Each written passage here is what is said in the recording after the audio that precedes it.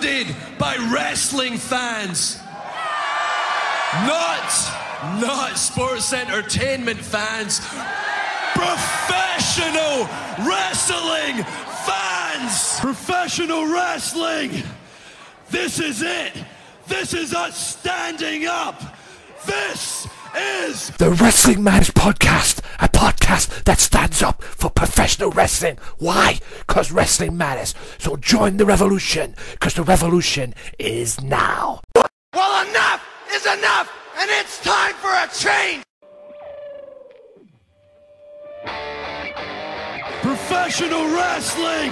This is it! This is us standing up! Yes! Yes! Yes! Yes! Yes! Yes! That's 13-14! Till death! Dina, I am the best in the world. Cause that's the bottom line! Cause Stone Cold Simpson! Wrestling Matters Podcast fans, it's your boy. That's right, it's me, the HEAD, back with you for a mega episode, ladies and gentlemen.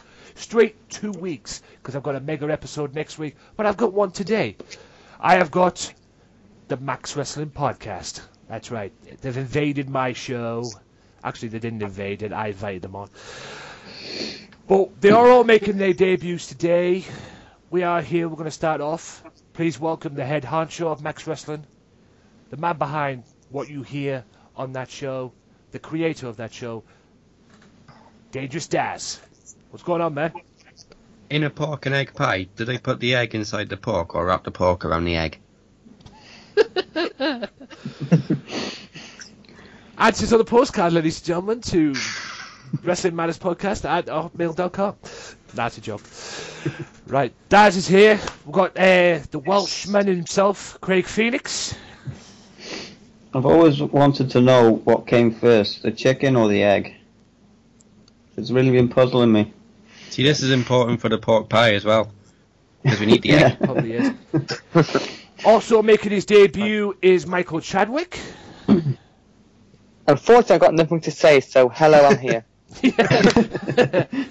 And yes, ladies and gentlemen. Too high. Yeah, I know, yeah. And yes, ladies and gentlemen, he might be controversial, he might be out there a little bit, but there's one thing you can guarantee, there's one thing I can guarantee, he's very entertaining.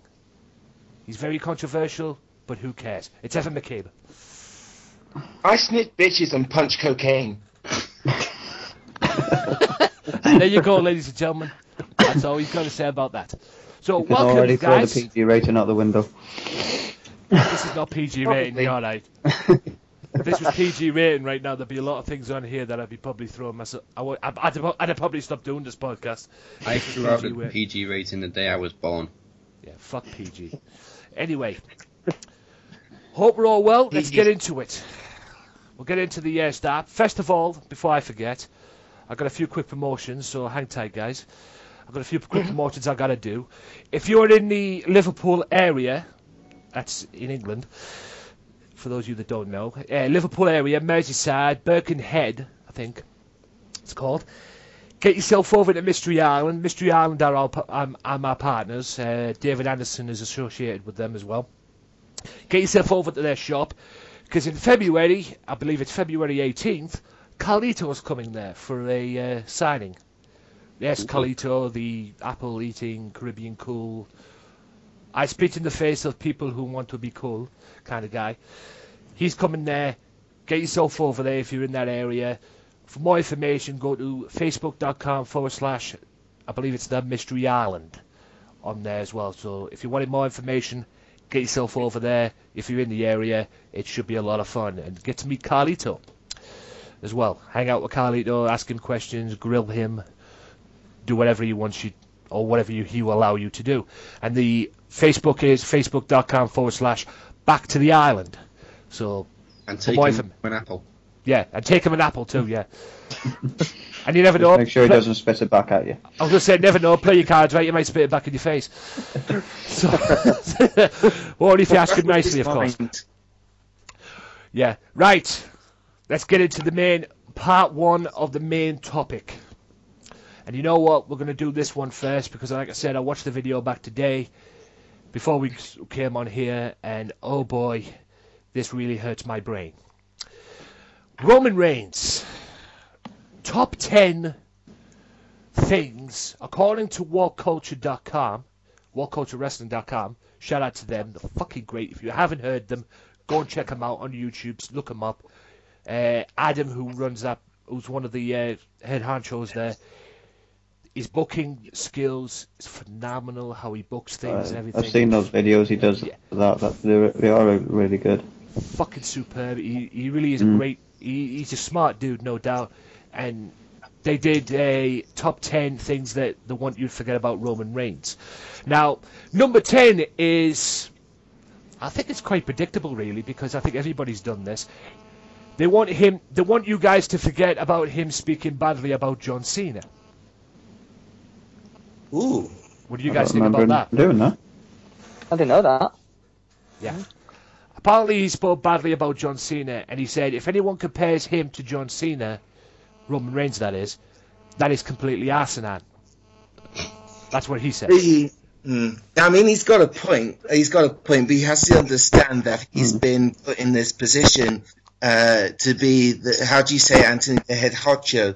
Yeah. And there are going to be a lot of smarks out there that will compare him to John Cena because fuck me, Cena's Phoenix is landing in again. Hi, Phoenix Airways. You have to understand that from a company perspective, the company needs a quarterback position. They need someone to be this big guy, and whether we like it or not, the company have put that position to Reigns. And as much as we want it to be Ambrose or anyone else, it's Reigns. So I can understand his frustration, but on the flip side of that, it's a fucking company. It's people comparing. What did he expect was going to happen? And for him to insult Cena, then that's like Cena insulting The Rock. Oh fuck me, he's already done that. Okay, that's like The Rock insulting Hulk Hogan. Oh fuck me, he's already done that. What's the problem here? I was going to say maybe it's a bit too soon to put Reigns in that position, but they also did that with Cena when he debuted as well. There's a couple of years after their debut, they put him in like a really big position in the company. I'll give Cena credit though; he grew naturally. They didn't shove him down our throats straight away. He had, he took a few losses to guys like Undertaker and Kurt Angle. Yeah. Back then, we didn't know he was going to be the main guy, though. No, exactly. And the business has changed so fucking violently the past 10 years or so. I feel that as a community, we really haven't been given the chance to let the progression of Reigns to superstar progress the way that we did with Cena, because we were young and stupid back then. I mean, back in the day, before Vince grabbed him by the throat and said, "Hey, I'm going to make you the new Hulk Hogan," back then he wasn't getting shoved down our throats. He had incredible losses against the likes of Kurt Angle and Undertaker, to name a few. Hell, at one point he made his pay-per-view debut and beat Chris Jericho as well. So, I'd argue then we need to give him big matches where he loses against the likes of John Cena, because at the moment all I'm seeing is him being put against like people in similar brackets to him. How about it, Michael? Well, back in the day, like everyone's saying, John Cena, he was fantastic when he was rapping and, doing stuff back in the day, but now Roman Reigns, obviously I think like Dad's might have said this, he's turned to Cena 2.0. Yes. The way Vince, is doing it. I mean, to be honest, I just want, of course everyone wants Dean Ambrose or someone to take it, but because he's probably The Rock's cousin, maybe that's why they're probably doing it. That's why the thing is though is that with Cena he had multiple gimmicks before he became the main face of the WWE. With Roman Reigns it's always been the same gimmick where he's always been this Samoan badass thing, and he's still the one-man shield. Yeah. And like Butcher just said, the smile they need to take off him. Even the way he smiles. Oh, I fucking hate that smile. But, back in the day when everyone said he was a badass and he was like a heel, that was fantastic. But now he's like kissing fucking feet and smiling. Hugging fat chicks. Yeah. I just want to point out something quickly. Just quickly, Michael. You're incorrect. You're incorrect. He's had 2 gimmicks all his career. He had a gimmick in FCW where it was this weird kind of fucking business. I meant since he's been in WWE, he's just had this Samoan badass gimmick. Yeah. So technically he's had 2. Because FCW was wrestling career, but in his WWE career he's only had 1. Yeah. But Cena has had multiple gimmicks throughout his WWE career. That's what I meant, just his WWE career. Cena's had. Oh, I know the same gimmick, just multiple T-shirts. Yeah, multiple T-shirts. The Marine style as well. When he used to Cena, when he used to come out and do that salute thing. Although either way, he kind of still does it, but he doesn't do it as often as he used to. I hate the thing he does now when he comes out and just talks shit into the camera. Yeah, and then he holds up that never give up. I don't know, hanky or something, and then chucks it into the crowd. If you've listened to my previous episodes of the podcast, ladies and gentlemen, Cena when he goes out, he goes, never give up. I hate to break the news to you, unless you haven't listened to it, he has given up. Okay? Yeah, he has tapped out before, yeah. He has tapped out before. Twice to Kurt Angle, and once to a guy that WWE will not mention. Chris Benoit. Stevie Richards. Stevie Richards. Yeah, so, don't believe that. That's WWE's bullshit for you, ladies and gentlemen. Anyway, number 9, Rosie. Now, for those of you that don't know, if you go back to I believe it was about 2002, 2003 time, there was a group called 3 Minute Warning. Rosie, Jamal, and Rico. Was Umaga. Rosie, Jamal, Umaga. And who eventually became their manager, Rico. And they were Bischoff's henchmen at the time. Well, apparently, considering the direction Rosie went, because he went from being a hitman, a badass, teaming up with Jamal and that, and raising hell, beating up people like the Fabulous Moolah and Lillian Garcia and that, he went from that to being Hurricane's sidekick. And WWE wants you to forget about the fact that Roman Reigns is Rosie's brother. They were actually going to bring the 3 Minute Warning back in 2006, but Rosie's contract had run out when for some reason they didn't renew it, so they gave Jamal the Umaga gimmick. In fairness, Rosie's superhero gimmick equaled Super Stacy. Yeah. So I'll allow that. Yeah. It was very idiotic for him. The worst thing about that superhero gimmick for Rosie was that he was a superhero in training for months on end. Shit. About 2 years, wasn't it? That was like 2 years. Shit. 2 years. That's the longest intern I've ever heard. Superhero in training. Yeah. Shall we move on? Yeah, I ain't got much to say. Now, Michael said this earlier on about The Rock being his cousin. Well, according to number 8, apparently he isn't. Okay. The Rock is not Roman Reigns' cousin, apparently. Sister? Then why did The Rock help him in the Royal Rumble last year? WWE booking. Ratings. WWE booking to try and save themselves. Does this mean the Usos aren't The Rock's cousin either? Because they made a big deal out of the Usos being Roman's cousin. I don't know. Does this mean Nia Jax isn't the Rock's cousin?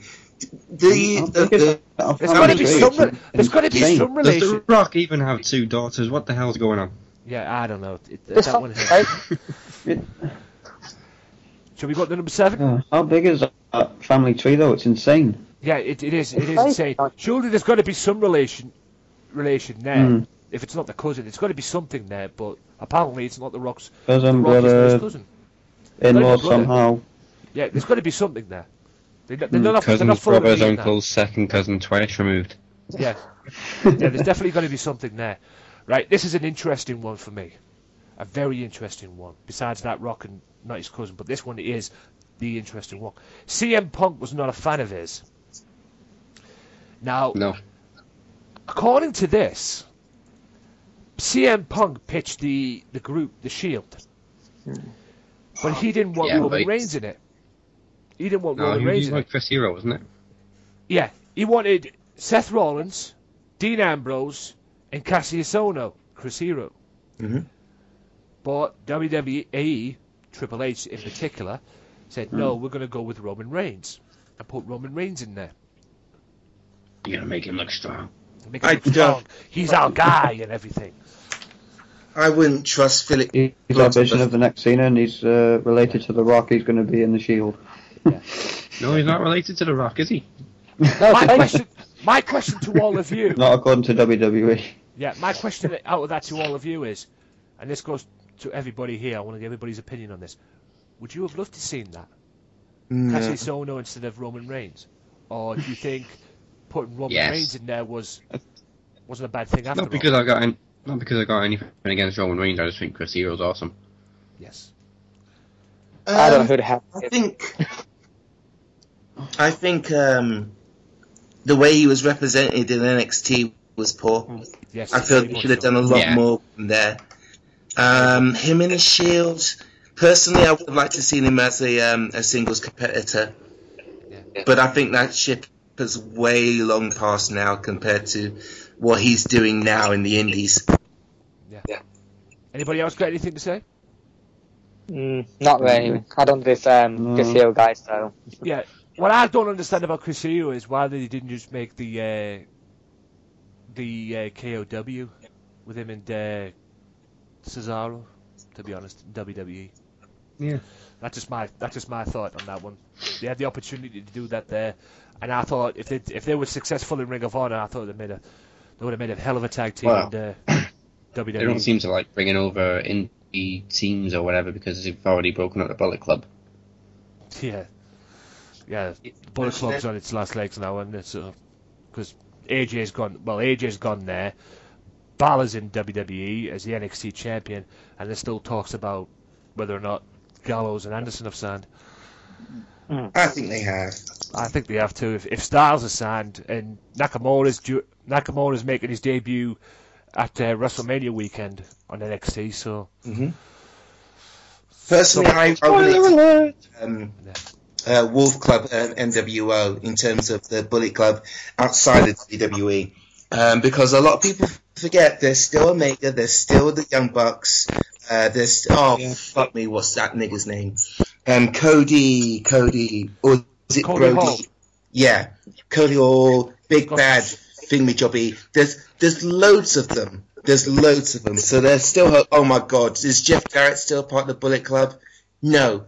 But other than that, everyone else is cool. Yeah, that was just something for him. The Jeff Jarrett joining the Bullet Club thing. That was just something for it so he can get GFW over. Yeah.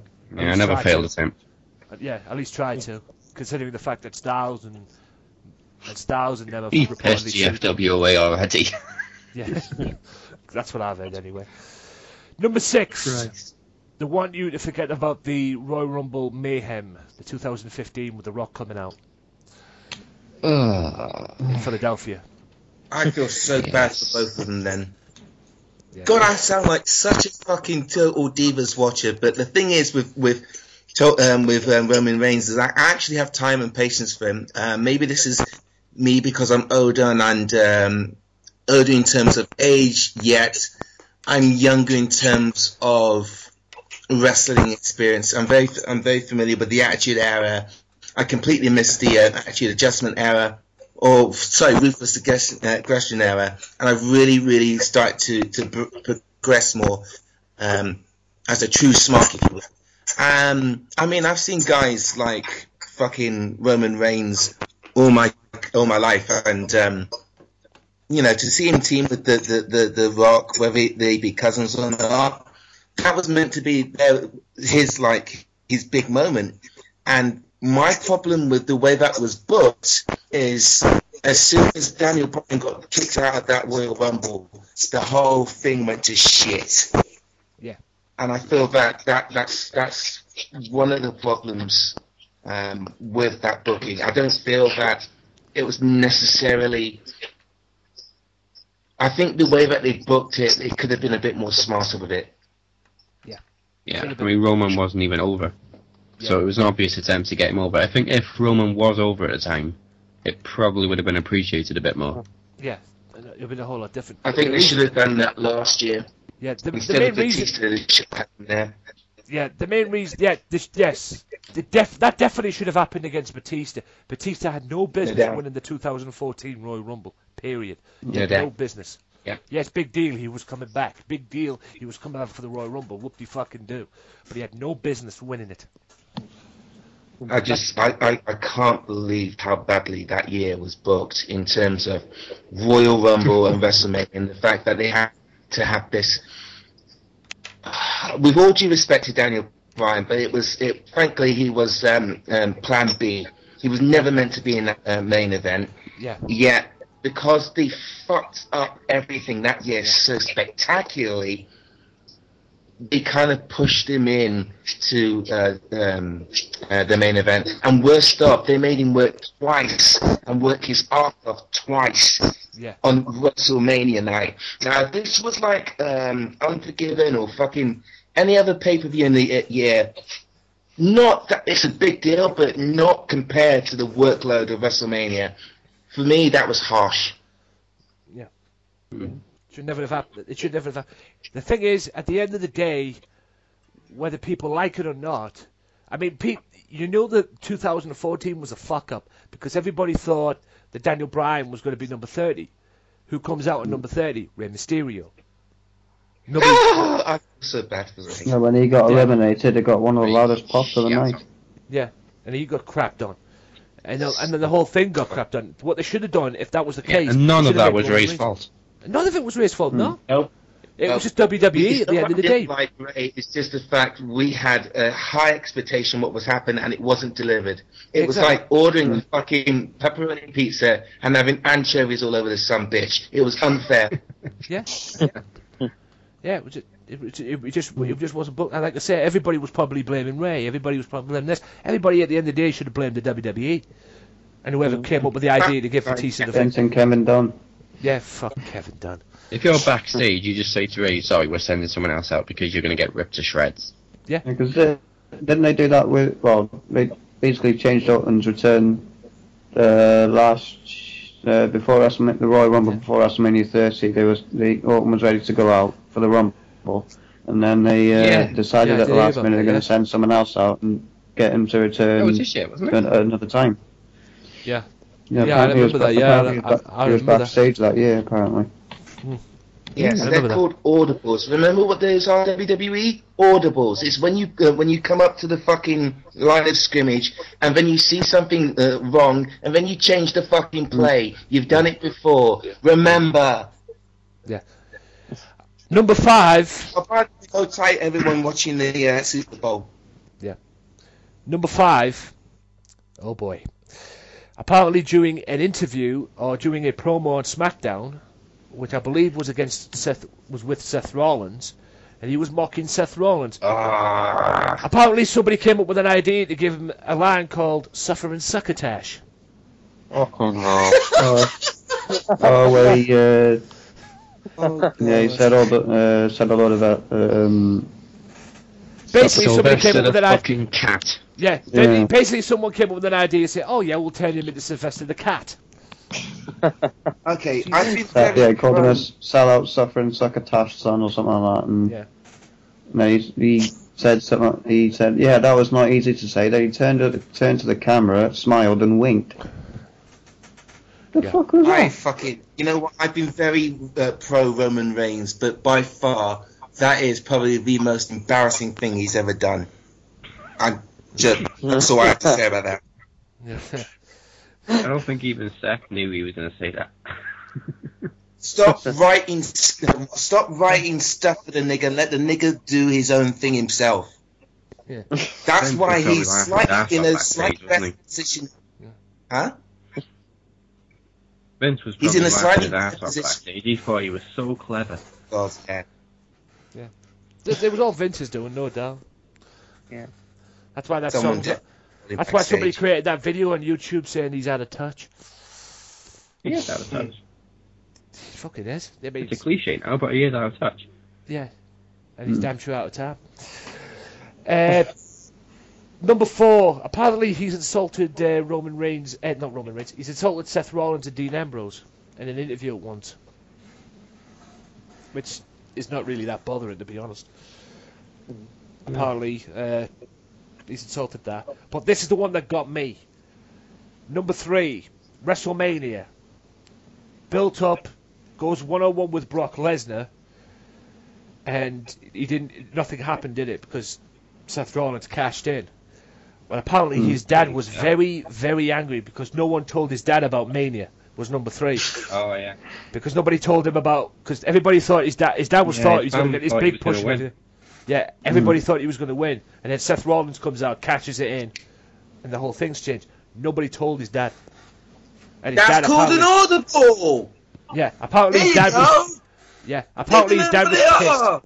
Apparently his dad was pissed backstage. And they had to calm him down. Yeah, I read about that. Yeah. Bloody hell. I'm guessing by number 2, he thinks the fans hate their lives. I'm guessing he thinks the fans hate the WWE's lives. WWE wrestlers' lives. I don't know where that's come from, like. But it's about the haters, people hating him and everything, and that. And number 1, apparently, WWE was not Reigns' first choice. Because everybody knows how Vince, when he joined the WWE, 99% of the wrestlers on the WWE roster, oh yeah, I watched this all my life. I grew up watching WWE. This is what I want you to do. This is what I wanted to do all my life. Yada yada yada yada. But apparently, this is not what Reigns wanted to do all his life because he wanted to be an NFL player. Yeah, I remember. I've seen pictures of him in a football uniform. Yeah. Or American What a football surprise, uniform. a football player uses a fucking spear. Yeah. Yeah. He wanted to be a footballer, as did most of the pro wrestlers on the roster. The Rock used to be one as well, didn't he? Yeah, Rock used to be one too. Yep. Miami. Played for Miami during the school years. Okay. Well, I was Lesnar, but he went to the NFL. Yeah, We don't talk about Brock Lesnar's NFL career. It's almost as bad as the XFL. Yeah. But that about wraps that up for the top 10, guys. On that top 10. Told you it was interesting. I said that with a straight face. No, it kind of was. Yeah. And if you haven't seen that video, guys, the links to it will be in the description below on YouTube, and Swerve Talk Network and SoundCloud as well. So be sure to check it out if you can, wherever you watch this or wherever you listen to this or whatever. It's going to be on the network, Swerve Talk Network, YouTube.com, my YouTube page, and SoundCloud. So if you haven't seen the video, I'll shot the link in the description below. Go and check it out. And also, while you're there as well, subscribe to What Culture, because they are fucking awesome. No matter what. Succotash. Yes. And they pick... To me, in my opinion, What Culture in a way is like Botchamania. Alright, Botchamania is a bit different because it picks out the spots in the match and everything, and it picks out the certain stuff that you don't see, or the camera tries not to let you see on the TV. But the facts that What Culture come up with as well, you don't know about. I mean, you try and do your research all your time, and then there's one fact that What Culture brings up, and you think, oh, fuck me, I didn't know that. Kind of thing. But with that being said, guys, we're going to take a little quick time out. And we'll all be back after this with the Raw review. That should be interesting. Yeah, lol indeed. We'll be back right after this, quick time out, and then we'll do the Raw review. So hang tight, guys. Be sure to listen to the Sunday Segway Wrestling Podcast. What? Every Sunday with Kenny Killer and the Galdem Sugar Shugs. Yes! With all the news, views, and laughter that you want. They like jet airplanes. They like long limousines. Every Sunday, the Sunday Segway Wrestling Podcast on Podomatic, iTunes, and YouTube. So why don't you choke on that, slap nut? Well, welcome back, ladies and gentlemen, to the Wrestling Matters Podcast, the Max Wrestling Podcast Special. That's right. Now, I hope you've enjoyed the show so far. And without further ado, let's get into topic number 2. And that is Monday Night Raw. Now, if you listened or you watched my little podcast that I did during the week, my little review podcast, video thing, whatever you want to call it, during the week on the Raw review, you will know what took place and you'll know my feelings about it. But we're going to get the guys' opinions on this one. So I'm not going to say too much about this because I've already said my piece and I don't like to repeat myself. So if you want to listen to my review on the podcast, check out my on the Raw review. Check out the podcast that I did during the week. Brock Lesnar in Control. It's on my YouTube channel as well. So be sure to check that out. But without further ado, we'll start off this week. Brock Lesnar comes out. Does his, Heyman does the promos and everything, and basically starts insulting Dean Ambrose, which didn't take too kindly to Dean Ambrose, because Dean Ambrose respectfully comes out and gets in the face of Brock Lesnar. And Brock Lesnar just smiled at him. What's your take on that segment, guys? A lot of smiling going around. Yeah. Yeah. Lesnar just basically stood there and just laughed at him. Whenever somebody talks trash to Lesnar, all he does is smile. Yeah. He finds it funny. It's a psychopathic smile. Yeah. It is definitely a psychopathic smile. Fucking Brock. Mike, I couldn't hear you there. Can you say it again, mate? Yeah, say that again. I was going to say, and he makes you pay in a match, do Suplex City in F5s over and over.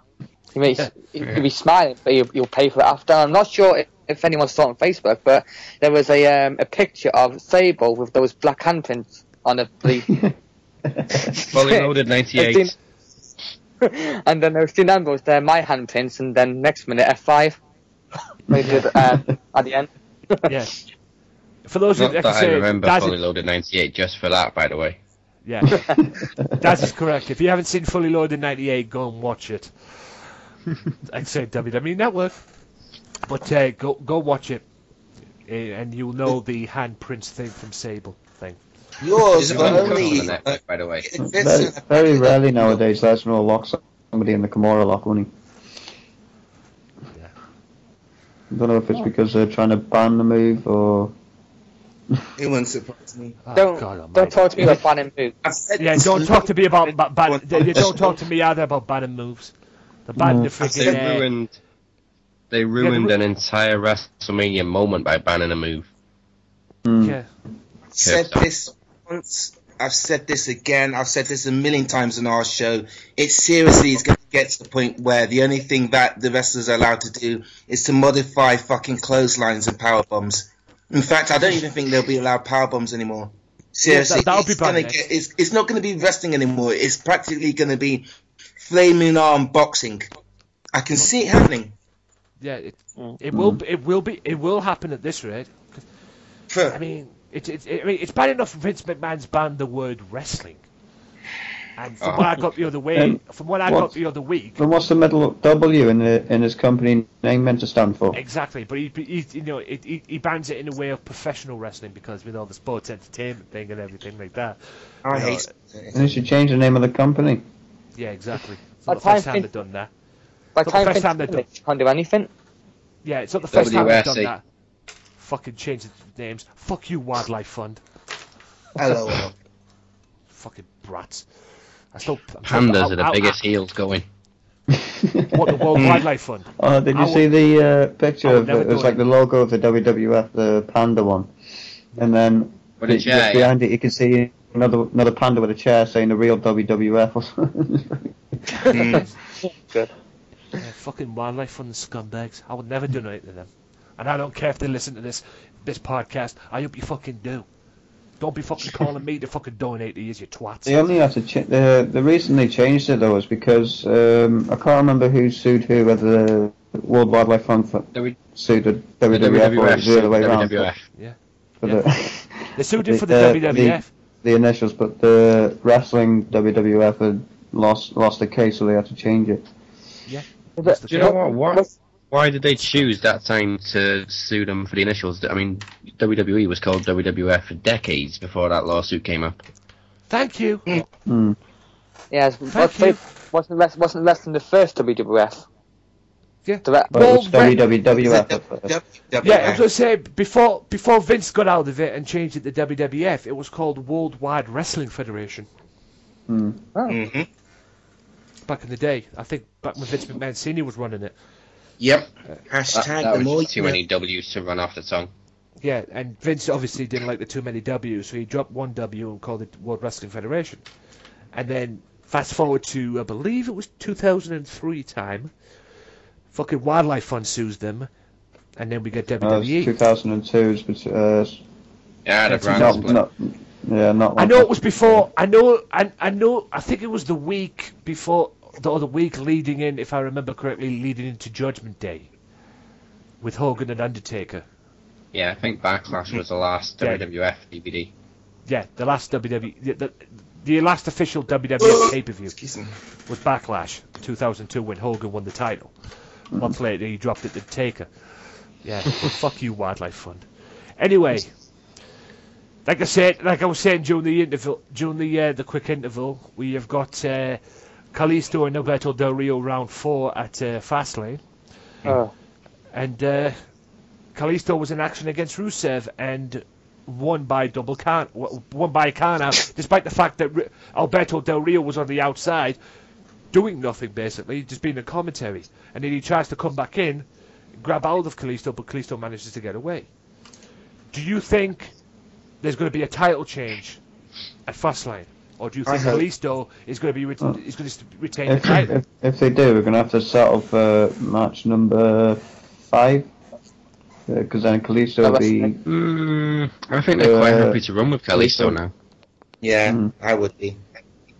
I think they should. I think they should be. You know what I would like to see? I would like to see, just quick before you say your point, Anthony. I would like to see the US title be the whole fucking division to be kind of twisted around Kalisto. So kind of like an X division for the WWE. I'd like to see that. Yeah.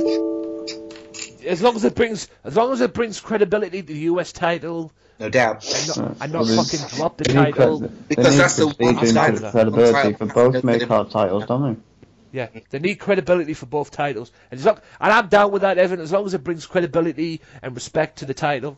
I'm for sure. But I'm thinking of guys who have been really fucking, like, not mentioned, like your Nevilles, like your Nevilles. You know, those kind of guys. They give them something to work for. Yeah. Kalisto versus Neville, US title. Let's do house shows. Let's do this, that, and the other.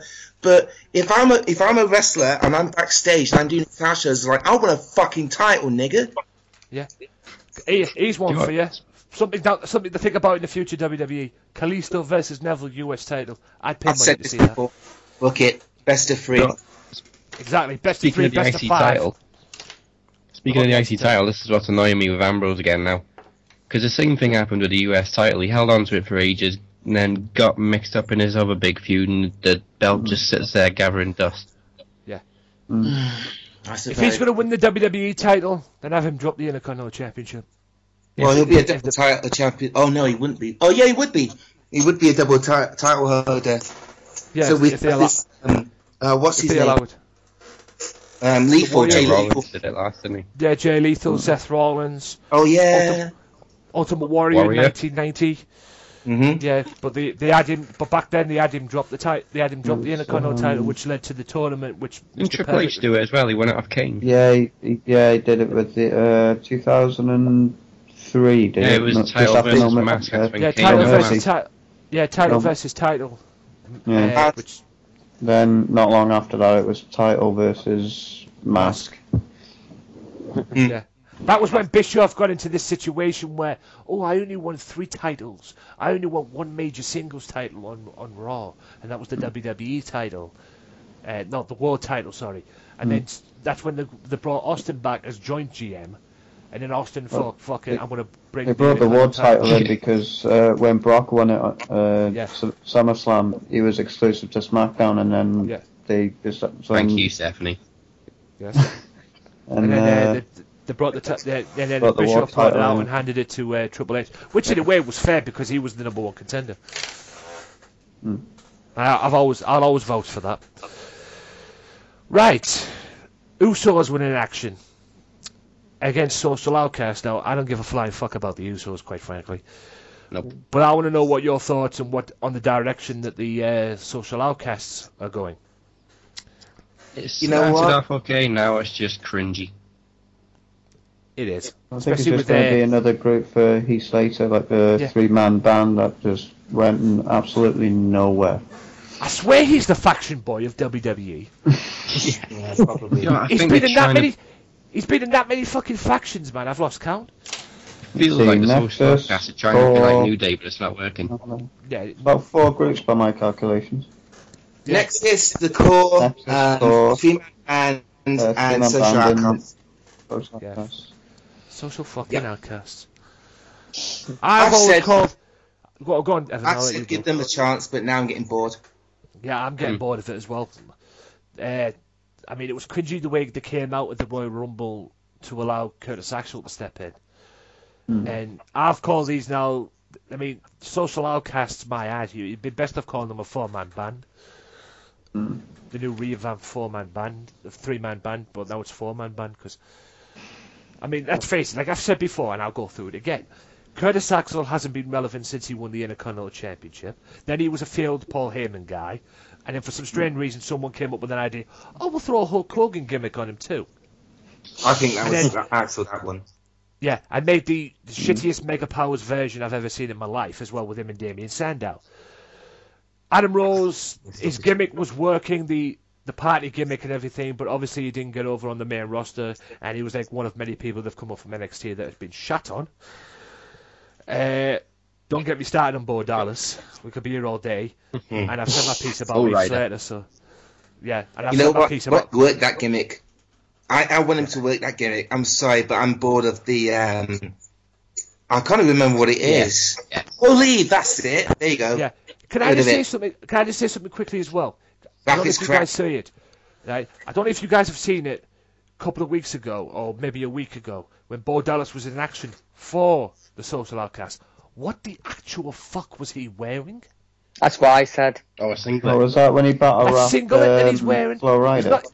Yeah, it wasn't the tights that he had on, the white tights that he had on. He came out with this freaking singlet, which is the most horrible thing I've ever seen in my fucking life. He had Social Outcast on the front of it. I don't believe. I believe he should fuck off. Reach puberty, then I might be able to take you seriously. Yeah, what the fuck did Triple H think? What the fuck did he do to get the NXT title? Is what I want to know. You know, I mean, he must have kissed some ass to get that NXT title. He must have done. I like that though. He was kind of like the annoying little heel champion. That smile, fuck's sake. And when the Social Outcasts came out and got in the face of the Wyatt family, I dread to think what Bray was thinking. Yeah. That's my brother? Really? What the fuck are they doing to my brother? Exactly. He needs to go beard pronto. Yeah. If there's any group to be honest, if there's any group that friggin' he should be in, Bo Dallas, it's the fucking Wyatt family. That's just my opinion on that. I don't know if a lot of people realise that they're actually brothers, though. Yeah, I don't think people care, to be honest. Go on, Michael. I think half the rest are there just for the fucking money, really. I mean, like Bo Dallas and Social Outcast, they're just throwing them in, and like said, NXT coming up to the main roster, just jobbing now, aren't they? Yes. I mean, like Tyler Breeze and everything. I saw a big potential in Tyler Breeze becoming Intercontinental Champion at one point, but he's just but Vince had just squashed it. Vince had just squashed him basically straight away. Yeah, the I have reason why never been I have more heard the pissed off reason at somebody's why. treatment. Yeah, I've heard the reason why they squashed Tyler Breeze's push is because apparently he left the show early, and he got heat backstage, and they didn't like that. So Vince just said, "I'm done." Wow. Vince is like fuck all. Yeah. I mean, That's why he's been fit. Vince can be Yeah. self-forgiving sometimes. Yeah, that's why the Tyler's thing- been wrestling in matches with Titus To O'Neil. be fair though, it depends on the reasoning for him leaving, but if it's because he was frustrated, you can't really blame him because, you know, he spent all that time in NXT, then he comes up to the main roster and he loses his first major match. Yeah, true. I can understand That's not being his fault, that's the frustrated, booking, but that's the booking. Yeah, I but at agree the end with of the- that to a point, but Craig, if you were at work and you just were frustrated at work and you were up sticks, would you expect to be at that job the next day, or would they give you the position or the level of respect that they gave you the day before? I think there's so many things that could go either way in terms of this. Yeah, but there's only so much shit you can take Oh no, I agree with that. before you just say, I agree. oh fuck this, I'm going. But let's face it though, guys, this is the same company that apparently gets you fired if you sneeze in front of Vince McMahon. That's what I've heard. Even Apparently, out if you sneeze in a board meeting, he fires your ass. and even that felt real, like there You for know, the wrestling, isn't it? the wellness policy there in WWE is so strict, they're not even allowed to take certain cold medicines.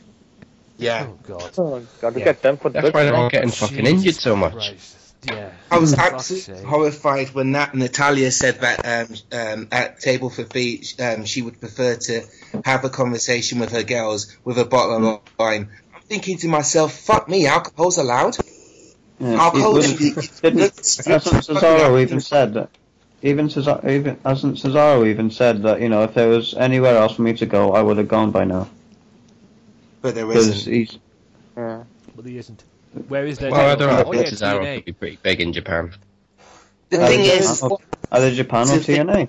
is in He'd be compared TNA to champion by now if he went. Yeah. But there's no money in TNA, with all due respect to them. And this is coming from someone who supports that product. There's not enough money and there's not enough support for TNA. And I think we're to blame for that, but that's another story. They outbid That's why WWE for James Storm. Yeah, that's why. Yeah, that's true. But that's why TNA is sucking ICW dry. They're basically working with. This is from what I got anyway. They're basically working with companies like Galloway and ICW Grado. now. Yeah, Galloway, Grado. Even though Grado's been fired now. From Yeah. TNA, Oh, has he? Yeah, he's went back to. He's been fired. Yeah, we've got Old Dag now. Spoiler Yeah, alert. he got Grado Oh, you was see, I teased that and you just went over and spoiled it. Grado's the one that got the fire. I already posted the freaking video. Fire briefcase. Yeah, and I already. The thing The is, thing with audience, Beast of Fired is 9 times out of 10 you can tell they're fired as kayfabe anyway. Bullshit. And I still don't understand that figure feast. Yeah, because With the exception of guys like Chavo. When Velvet Sky was fired from the Police of Fire thing, then she came back a couple of weeks later, but she also tweeted before it aired that she time to go time to leave the company felt right and blah blah blah. Yeah, But even how though- much truth was in that? Even though it Because was Robbie Lee TNA that got Twitter that accounts, briefcase. yeah. yeah, Yeah. TNA Robbie Twitter Lee that accounts do kind of play kayfabe a bit though. I mean, look at Matt Hardy now. You phony fuck. Oh. And I still believe to this very day that World Title Series was a piece of shit. I still believe that even as world champion, Matt's still living in Jeff's shadow. Yeah. Well, Jeff's always been the better Hardy. I've been saying that for years. I've been saying that for years. Matt's doing well in this gimmick, but Jeff is always going to have more spotlight. Yeah, defo. That's just the way it is. Because Jeff has always got a loud ovation and all that. Yeah, because It's like Chavo and Eddie. Chavo was never going to get more spotlight than Eddie. Yeah, no chance. Yeah. I mean, with the Hardy Boys, Matt is the wrestler. He's done his thing and that. But let's face it, Yeah. Jeff Hardy's not only just a wrestler; he's a musician, a fucking good musician too, with his songs. Most of the songs that he's had. Yeah, most of the songs that he's had in fucking TNA, the theme songs that he's had, he's fucking sang. And they've been fucking really, really good. Anyway, Miss TV. Miss TV coming out, Miss dissing AJ Styles, and then AJ just beats the living shit out of him. He broke one of his teeth. And on SmackDown, he broke his tooth. Rolf. Because the video came on after the thing, he broke his tooth on SmackDown, and then was it the Pele kick? Yeah, I believe it was something. Yeah, it would have probably been the Pele kick. I didn't see it that much. I saw a bit of it and clip and everything. AJ beats him, breaks his tooth, comes backstage, and I don't know, one of the old announcers that was on SmackDown before, was it Mauro Ronaldo? His name is. It sounds like I don't know his name. Yeah, I know who he is. He was an MMA sports commentator. He comes in and then he was doing his thing backstage and everything, and he comes in fucking doing this thing and says, "Oh, you broke my tooth and everything," and then he got it fixed the next day apparently. All you got to do is give The Rock a call, Tooth Fairy. Yeah. I mean, I know this is random. I don't think it's like really to say, but for some reason I feel really sorry for Rich. You know, the interviewer. Yeah, I think that's who it was. Yeah, he had glasses on, dark hair. Yeah. I think he's always getting it. I mean, I don't know. Every time he interviews people, they're always taking a piss out of him and all that, and he just walks away. I find it funny, but all the interviews get taken the piss out of. Like, how many times did The Rock take the piss out of Coach? And Kevin Kelly. And Kevin Kelly. I'm just getting the piss taken out of him. I think JR's top of the list. And the best one was Michael Cole, when The Rock took the piss out of Michael Cole as well, when he was an interviewer. Yeah. People take the piss out of Michael Cole anyway, so... Kane set Jim Ross on fire. Yeah, that was he did. Should have put some of his fucking barbecue sauce on that nigga. How do you like this shit? By God Almighty! 4 seconds, Rick. Right. In half. Hasn't he always been a bit salty about that segment, because he did actually suffer a couple of burns from it? I would imagine so. I mean, how can you not? How can you fake being burnt on national TV? That's what well, Kane did. He got set on fire as a kid. There's no fucking scar on his face. Exactly. That's he went through a dumpster that was set on fire, and then when he got to the hospital, he sat up. Yeah, WWE booking at its best, ladies and gentlemen. Anything for incredible storylines, and I use that term loosely. Anyway, Divas match. Brie Bella beats Divas champion thanks to Ric Flair sticking his beak in where it didn't belong as usual. Yada yada yada. Now, apparently the plan is this. Please do.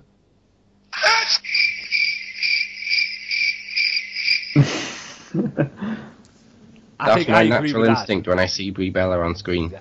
Right. This is the plan. This is the plan that I've led. Brie Bella is now supposed to face Charlotte at Fastlane for the Divas title. Fucking hell. What? Why? What?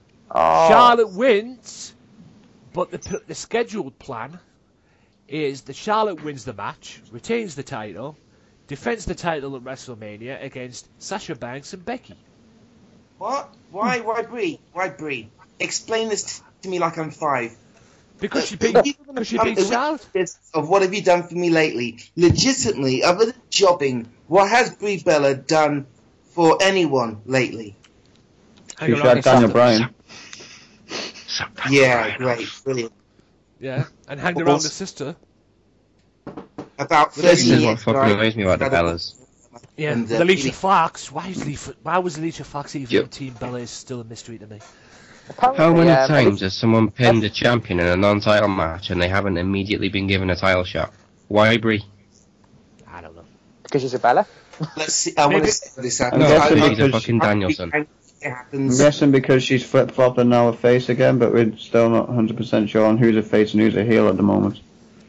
Nobody fucking likes Brie Bella apart from fangirls and Total Diva viewers. And Daniel Bryan. Admittedly, No one. I think she's improved. I'll give her that much. She's improved. I just don't care about her. I feel that she's had her time, and she should be gracious to give her for her time. Sorry, But I'm Daniel, guessing but every she's time doing she it- does Brie mode, I want to kick her in the fucking throat. No. I'm guessing she's there for the money, basically, because with Daniel not working and out on the injury list, he's not getting paid for that. So then she's doing it for the paycheck. Paid for Total Divas. Yeah, someone's going to be paying the bills. Yeah, but if she's not on WWE TV, they won't put her on Total Divas, so she won't be getting paid for that. Yeah, someone's Well, going to. who's the other chick that's on Total Divas and the new one? She's not on WWE You know what? TV. I don't even know her name.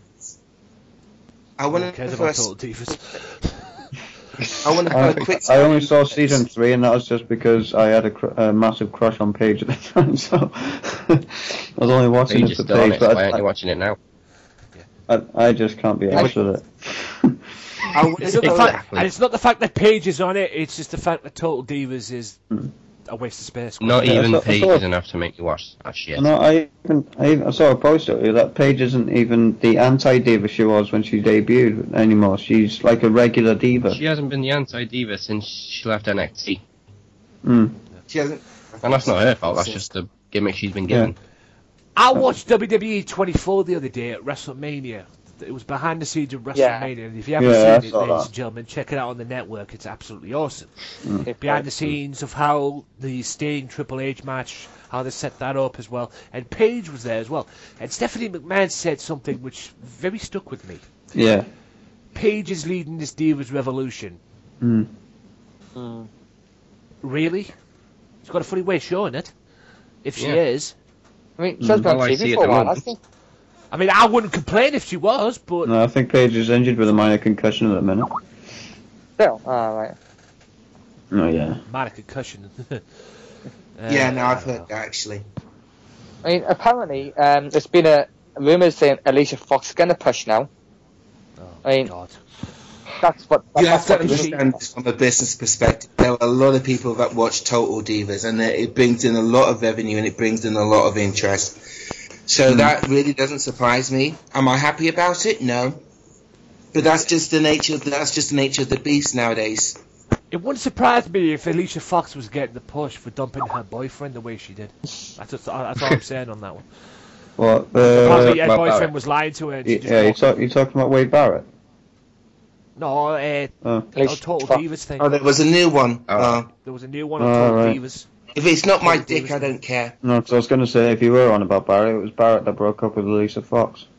After 2 years. Fucking crazy. I wouldn't mind taking He a piece he of Alicia gave the Fox relationship some thought, and he just didn't think he would be spending the rest. He did. It was something like he didn't think that he'd be spending the rest of his life to get life with her or something. For some He reason. saw his Well, I future. suppose I got some bad news for him. He threw a good away there.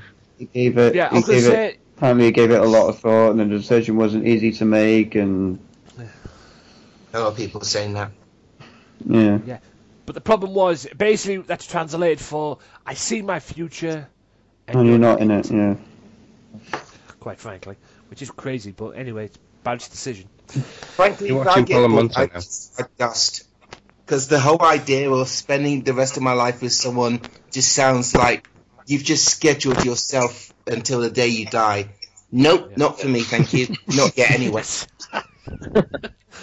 Yeah. That's like signing on to a job to do for the rest of your life. So if you work in a sandwich factory and then you decide to work at that sandwich factory for the rest of your life, you're going to have cheese and pickle for the rest of your life. No thanks. I'll just sit back on this bit. Now, ladies and gentlemen, let's get to the next segment of Raw. It was a match involving Eric Rowan and the guy who's considering retiring to become a boxer, The Big Show. Oh, fuck Boxer. it. He was on fucking lip sync. I'm going to brush my teeth. He was on Was fucking he? lip sync battle this. Yeah, Was he? wasn't that what the American version? Was that the Yeah, American for absolutely no reason, he just walked on stage during a song. I'm lost with I Big mean, Show. obviously he I was part of thought- it, but I I couldn't see thought- why. I thought he was genuinely like one of the contenders on the show. All I'm No, saying he is was this. kind of a backup dancer. Yeah, Right. I've seen that clip, yeah. It was actually... I could don't have dance any with idea barely why. walk, let alone dance. Yeah, yeah, true. He did look a bit lost. The plan is this. with the Big Show. Apparently, from what I've heard, since Cena's on the shelf, even though there's still talks of him coming back, by the way, but I'm keeping that. that's completely asinine. He'll probably be back by the time WrestleMania comes around. Yeah. Leaving myself for good would be nice. The plan is with Big Show is this, from what I've read. It's him and Braun Strowman one-on-one at Fastlane. No. And the winner goes to WrestleMania, i.e. Braun Strowman wins, Here it comes. and it's Braun Strowman versus Undertaker at WrestleMania. You know what? Rumor. I do not want to fall into a cliche here, but didn't we see it coming? Braun Strowman's unstoppable, giant, fucking monster guy. Who's the guy to beat him? Cena. Why don't you book that instead? Why would you put Braun Strowman against Taker anyway? The Undertaker. Because they've got nothing. Because the reason why they're booking Braun Strowman against Undertaker is because A, they've got nobody else who could fit in, and B, the original guy who's supposed to be doing it, who's supposed to be having the match with Undertaker, Cena, is on the shelf. Yeah, you know what? Build up to it.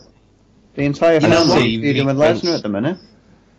Yeah, and Vince still thinks it's really keep Undertaker. It makes no sense. I mean, there was even talk about Braun Strowman versus Brock Lesnar. No, fuck that. Yeah. You know what? Yeah, exactly. We should do that. Exactly what I said. Fuck that.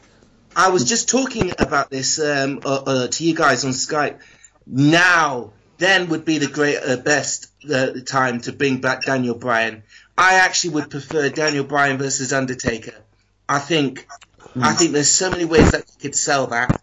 So many ways. I will believe this Braun Strowman thing when I see it. I hope I don't see it, but let's see what happens. Yeah, I take Daniel Bryan versus Undertaker over Braun Strowman versus Undertaker any day of the week. No question. I'll take Daniel Bryan versus anyone. Yeah. Yeah, but I was saying when's the best time to bring him back, and I think I would imagine, you know what they did like with the with Triple H versus the Undertaker.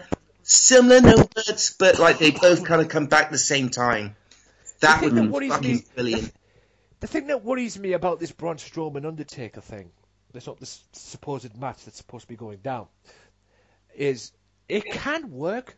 There is a capability of it working, but I think it's going to end up like fucking Giant Gonzalez again.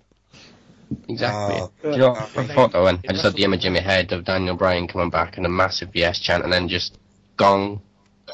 Exactly. Yep. That's the image I've got in my head, and that's the image I hope that happens. But I know it's not. The thing that bothers me most about this rumor of Braun versus Taker is that there's no build up to it. Yeah. Right. Yeah, Taker's not there, but you know, plus the whole Wyatt family seems to be feuding with Lesnar. Yeah. There'll be more build up. There'll be more build up with Brock Lesnar and Bray Wyatt than there will be the Undertaker and Braun Strowman. I can tell you that. Because we all know what's going to happen there. Now, we talked about jobbers earlier on. We talked about Tyler Breeze earlier on. Tyler Breeze, one-on-one with Titus O'Neil. Now, I could give a flying fuck about this, because quite frankly, what they're doing with Tyler Breeze is disgusting. Same thing with Titus O'Neil. Yeah, I mean, how many times do we have to chant the nigger's name until you realise we like the guy. We want to see him in a stronger position than he is in, rather than just jobbing. Yeah. I mean, is primetime players over now or something? Is that what they're trying to do now? Is that what they're trying to say now? Where is Darren Young? I don't even know what Darren Young's doing. Last time I saw Darren Young, he was on Royal Rumble pre-show. Oh yes, he was in the pre-show match. Teaming up with Damien Sandow in a four-way tag match, and the tag team that wins goes in the Royal Rumble. And they put Damien Sandow with Darren Young because Titus O'Neil was in the fucking Rumble. I got no idea what they were doing in that kickoff match. I mean, Swagger and who was Swagger's partner? Mark Henry. Yeah, they won. They did nothing in the Rumble match. Why didn't they just put the Dudleys in it? At least they would have got a pop. Yeah. They would have been best off to shot the Dudleys in there. Yeah, that would have been the best. It just made no sense, that fucking asshole. Yeah. Because I've not seen him in a while.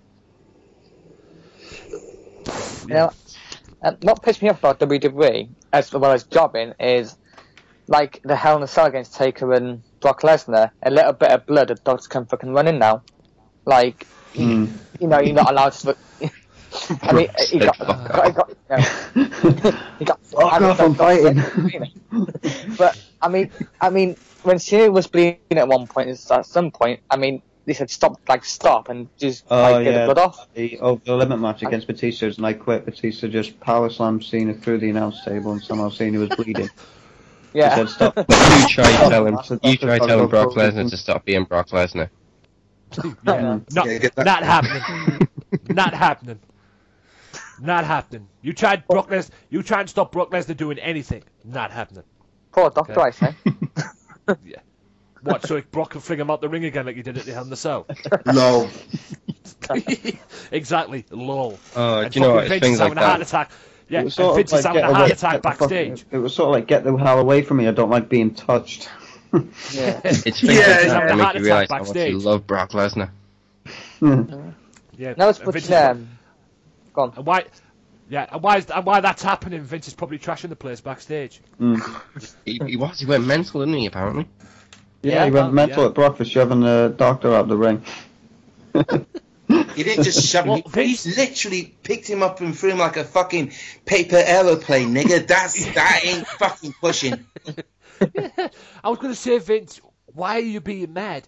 If you were in the ring... He's just doing his job, damn it. He would, yeah, he's just doing his job. But if you were in the ring instead of the doctor, he'd have probably done it to you. Yes, he's just doing his job, which is murking him. Oh God, I wish I saw that. I wish someone had a camera and just took Vince when that moment happened and someone was just filming Vince behind the scene. I would have loved to have Put seen that shit on WWE 24. Oh please, I beg you. I would definitely watch that. Just imagine how many views that would get. I'd double the pay. Fuck that. £10 a month, my ass. I'd double it. So you can have fucking 40. Yeah, £10 a month, $9.80. Yeah, I'll fucking double it still. Exchange it for a packet of fags and a packet of crisps. Yeah, I'd fucking do anything for that. Anyway, Triple H came face to face with Brock Lesnar, accused him of being soft. Soft. Because maybe Brock Lesnar. Yeah, because Brock Lesnar, apparently Dean Ambrose, in Triple H's words, apparently Triple H basically turned around and went, Dean Ambrose came out and punked you out. Oof. Basically, and he didn't retaliate. And he asked his Suplex City going soft, and Brock Lesnar turned around and went, well, you'll find out at WrestleMania, won't you? Nice. I won't. So, I kind of hope, this is the thing, no, I'm praying that this happens, because I wouldn't mind seeing Brock Lesnar versus Triple H at WrestleMania for the title. But I know it's Can you imagine how many complaints I'll get those two part-timers in the main event? Yeah. Just, Jesus. You won't get a complaint out of me. And Brock owes him one anyway for WrestleMania. Niggas are gonna complain anyway, even if it was fucking Dean Ambrose against Triple H for the title. People will find something to piss and whine about, guaranteed. Yeah, but that's like I say, Brock Lesnar owes Triple H one for WrestleMania anyway. Because Triple H beat him at Mania, so. Yeah, but then Brock beat him in the cage the following month. Exactly, but hey, still WrestleMania retaliation. Yeah, but the none of those WrestleMania matches were for the championship. WrestleMania match was like a sort of a response from the previous SummerSlam. Yeah, I wouldn't mind seeing this match at WrestleMania again. A difference. Brock Lesnar and Triple H have never fought for the championship, unless you count Australia that show. But that was like a house show. That was a triple threat, though, wasn't it? Him fighting the match. Yeah, that was a triple threat that match. Yeah. Yeah, him and the Rock one, him, Rock, and Triple H and Sydney. Yeah. I remember that for Global the Warning. old Undisputed title. Oh my god. A quick side note. I just got an email from Krispy Kreme saying I got a free donut for my birthday. Yay, me, go me. Yeah. It's my birthday. That's Don't not even a forget to word. blow out the candles and make a wish. Yeah. Speaking of making a wish, suck my dick, women. Okay. Dolph Ziggler versus Kevin Owens. This was actually a good match. This was the only good thing about it. Oh, right, yeah. Sorry. Yeah. I'm jumping the gun. I'm still hoping Ziggler's had in a while. Kevin Owens. Yeah. Definitely the best match Ziggler's had in a while. Yeah. And Owens' retaliation at the end was pretty funny when he picked up the... he picked up Michael Cole's script, threw it at him, and then threw Bradshaw's hat on the floor. I actually thought he was going to grab hold of Michael Cole and do something to him. Oh, please powerbomb him on the apron. No. That's what I thought he was going to do. The way he was getting up and everything, I thought he was just going to go. He's just going to get over the table and just grab hold of Cole and powerbomb him something on the apron or something. But he didn't. He just picked up the fucking script and threw it at him. Bollocks. The way Kevin Owens interacts with non-wrestling guys is amazing. Yeah. Especially commentators or announcers. He just owns it. Yeah. The thing is about Michael Cole is that he can take bumps, but he can't take bumps that often. So I'd be very surprised if the Owens do that, particularly that move, because it's meant to be like a killer move. It's meant to be his power drive, if you will. So F5.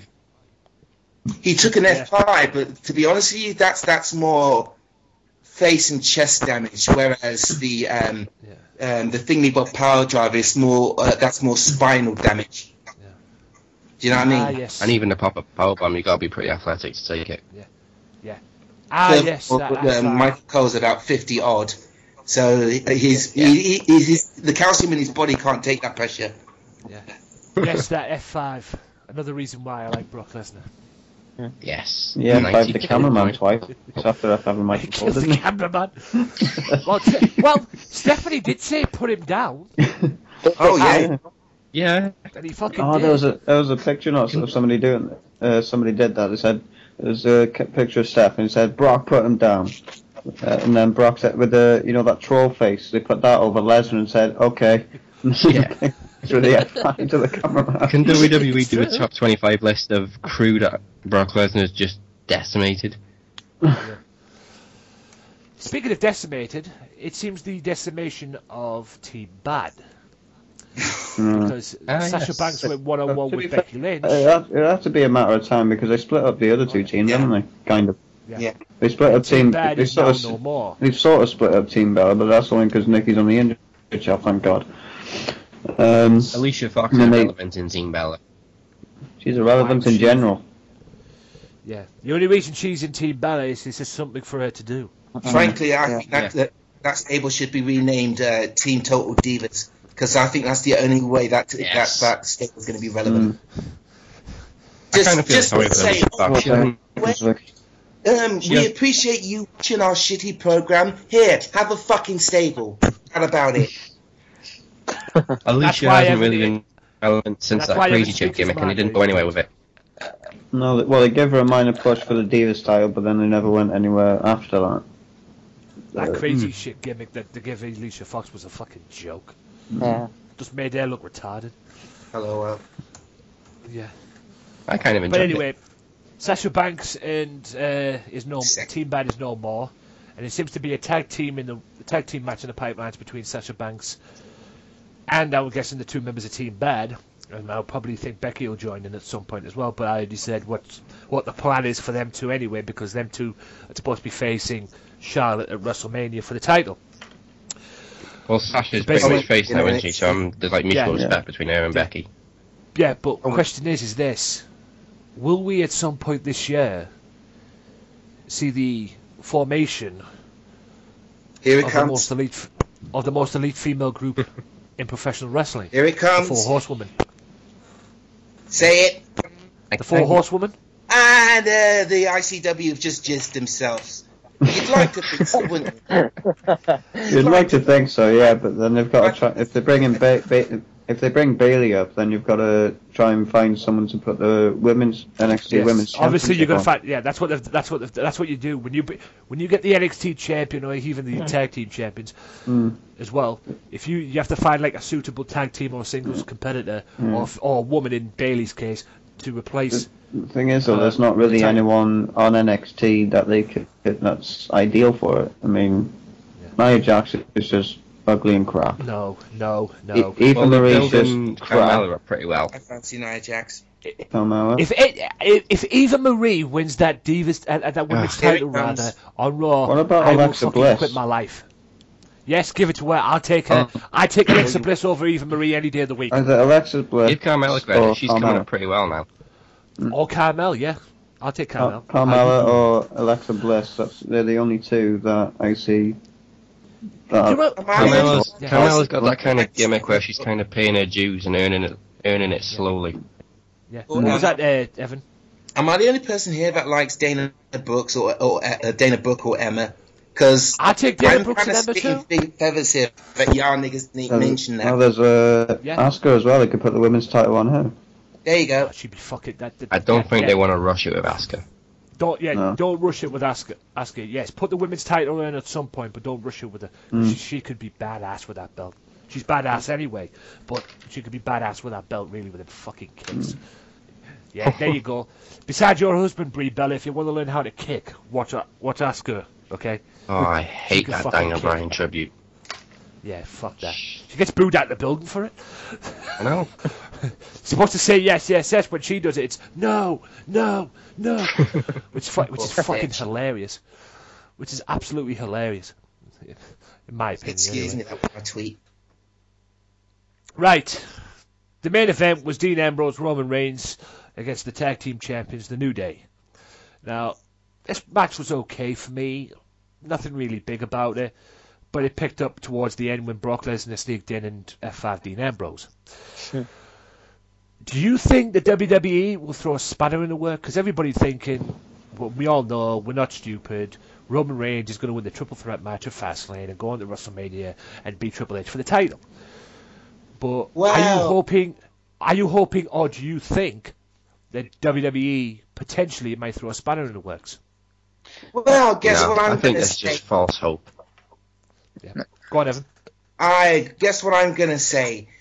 If there's something that happens and the WWE decides to call, wait for it, an audible, then maybe, no, it won't happen. I think there's about 99% chance of that going to happen, of that not happening. But the thing is, the only thing we can do is just continue to chant the guys that we want as Marks and Sparks as loudly as we can and just see what happens. But I will say this right now. I will document this right now on my podcast. If they do throw a spanner in the works, which, like Evan says, it is not going to fucking happen. We're not stupid. Roman Reigns is going to go to WrestleMania and win the title. But if they do throw a spanner in the works, and Dean Ambrose somehow wins, and he goes to the title to WrestleMania, faces Triple H, wins the title, I will fucking mark out.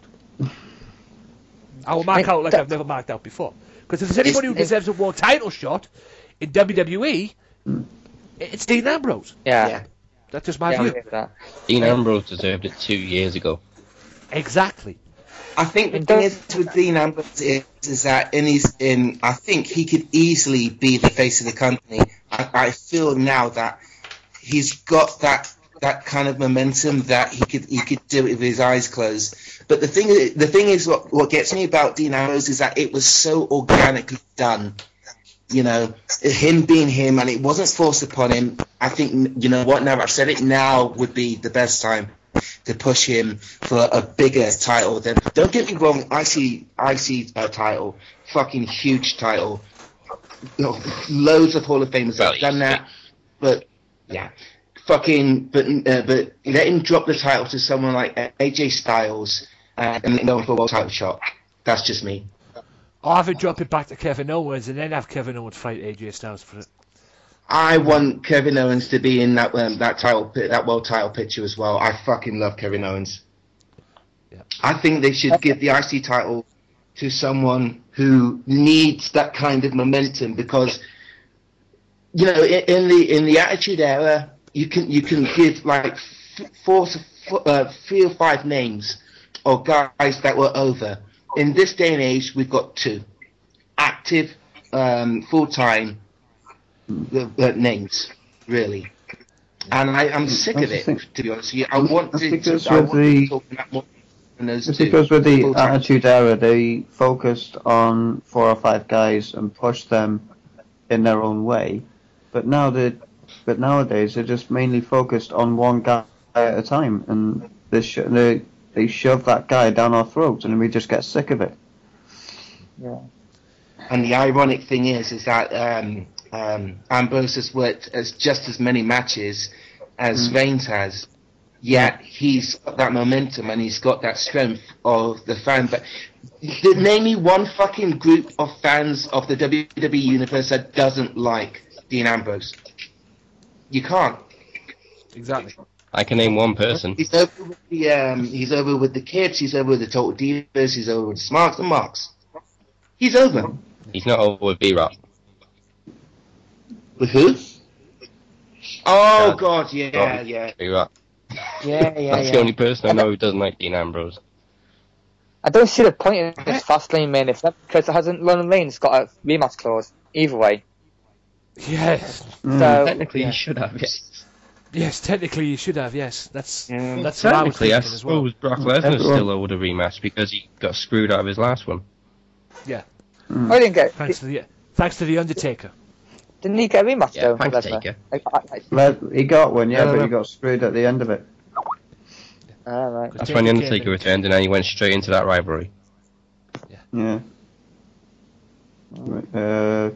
Feuded with Rollins till Battleground, and then at the end, as Lesnar was about to win the title, Taker got involved and hit him with a low blow. Which is wrong. Yeah. That build-up was just build-up of low blows, to be honest. But then that made the ending a bit more poetic, then, didn't it? Yeah. All in all, guys, that is the end of Raw. Now, this should be interesting, because I've already given my review on it and everything. What is your ratings out of 10? 2. Raw. Hang on, so what's that? Hang on. So what was that? A 2 from Michael? Well, I'd say 2 because of Dean Ambrose standing up to bloody Brock Lesnar. That's it. So. Guys? I haven't actually seen it, but I've heard it was not that great. But then again, they didn't have The Rock to steal the show this week. So I'll give it a 3. We'll be generous.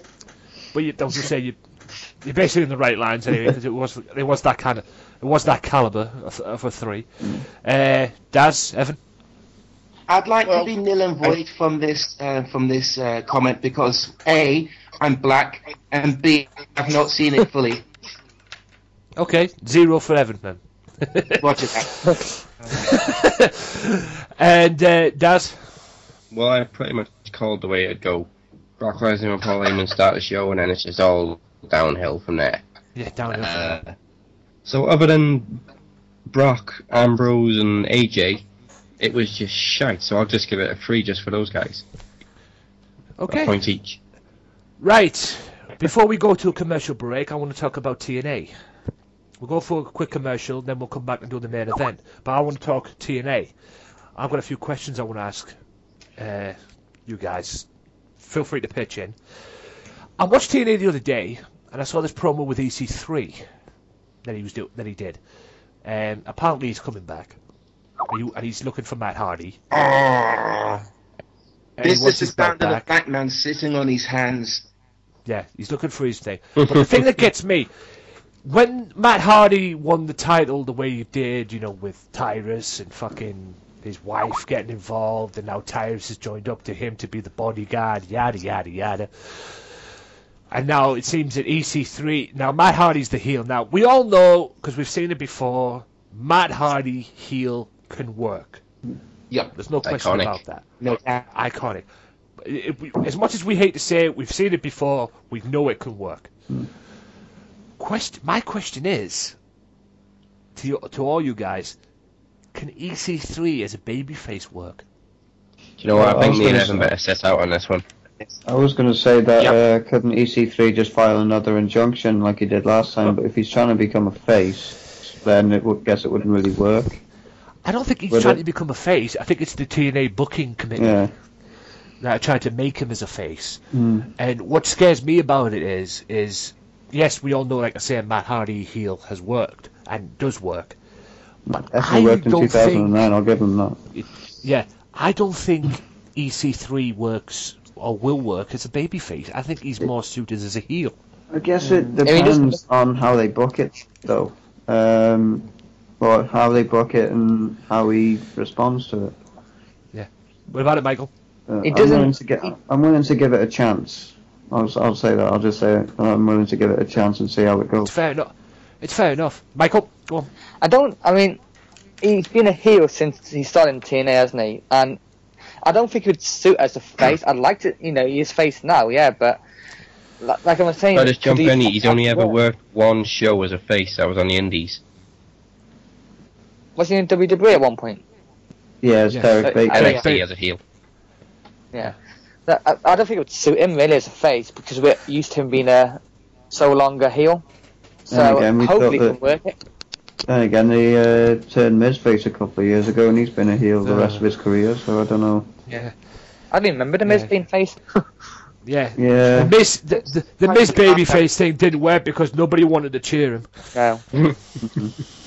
But I think me and Evan are sitting here like Cheshire Cats. Actually, so good. So as a heel, he's actually face in my eyes.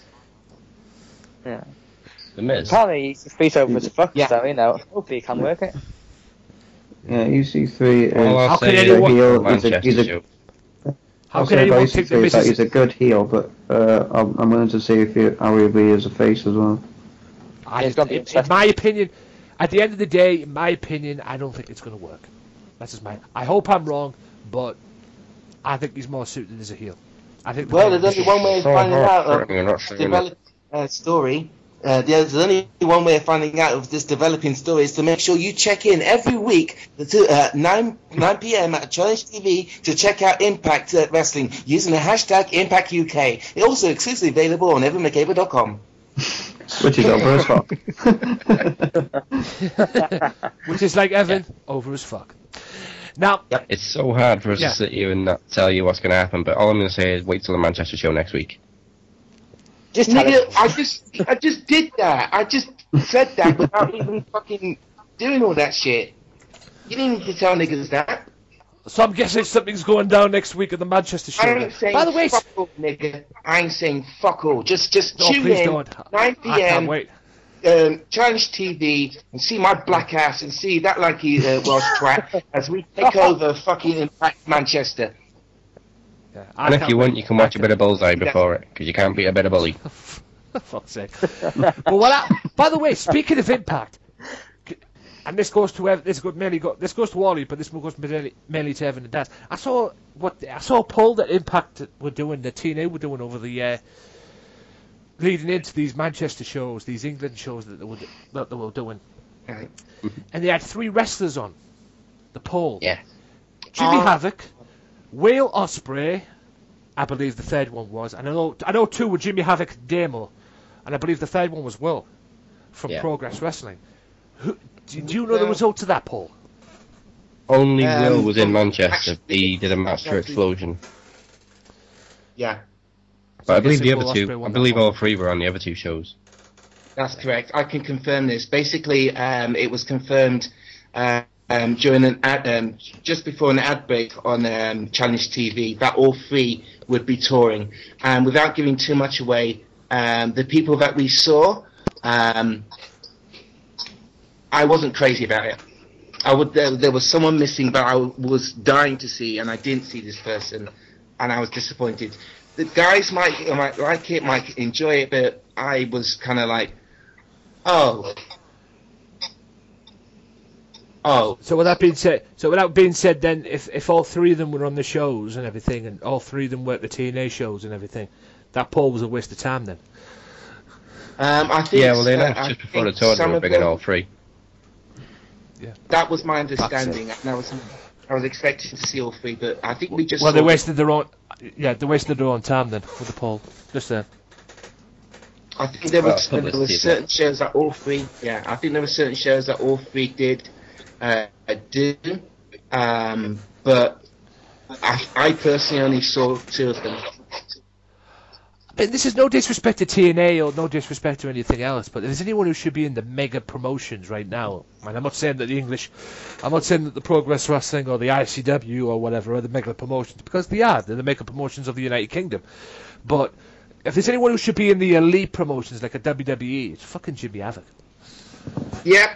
Jimmy Havoc should be on that list, but we all know if he ever went to WWE, I think there's he wouldn't last 100%, a or day maybe there. yeah, he wouldn't last a fucking day there because WWE would probably fuck him up big time. No chance. This is not because Havoc is shit or anything like that. It's just Havoc is so ridiculously violent and so ridiculously controversial with everything that he does. He legitimately would not last a day in the WWE. And even if he did, he'd be watered down to shit, and he just wouldn't be Jimmy Havoc. They'd probably change his name to Timmy Mildly Chaotic. Yeah. You know, I can't see it. And he is, without question, the best heel in the history of pro wrestling, bar none. You heard that here first. And if you don't believe me, go back and watch his Progress Wrestling stuff, and you know what the fuck I'm talking about. That's $9.99. No, I think it's about £3. I don't know. I have to check the thing. You might be right. I might not. I don't know. I didn't fucking care, to be honest with you. To be honest, I'm a subscriber to ICW and Progress Wrestling, and they're both great. And I'm proud to be subscribed to them, to be honest, because they're fucking great. And I'm glad I'm subscribed to the Progress Wrestling to see what fucking Havoc was like. Because, like I say, Havoc's the best heel in the history of pro wrestling, bar none. With that being said, ladies and gentlemen, we can take a quick time out, and then we'll be back for the main event. The top 25 matches of 2015, according to WWE's editors.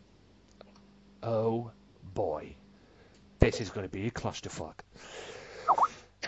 We'll see you right after this break. Stay tuned.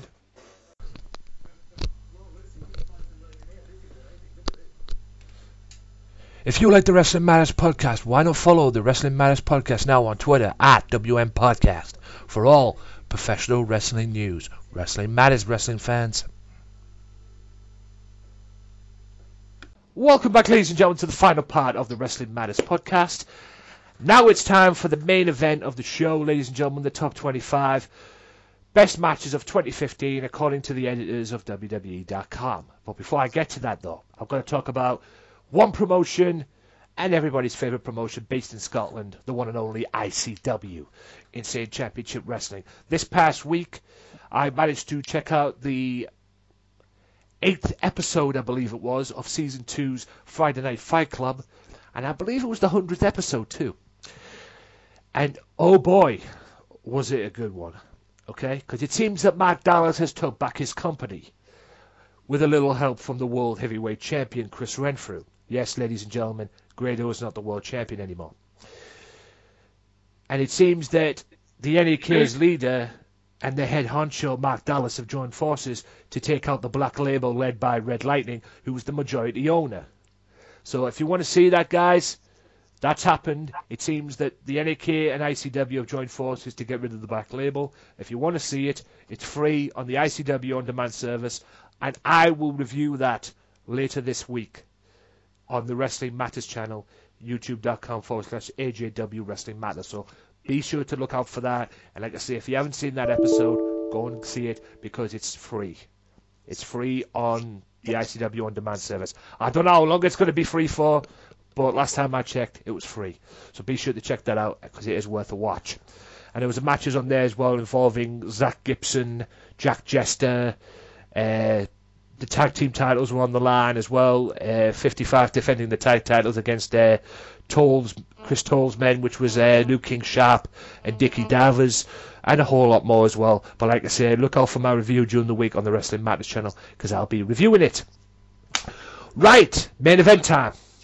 Top 25 matches of 2015 according to the schmucks at WWE.com, the editors of WWE.com.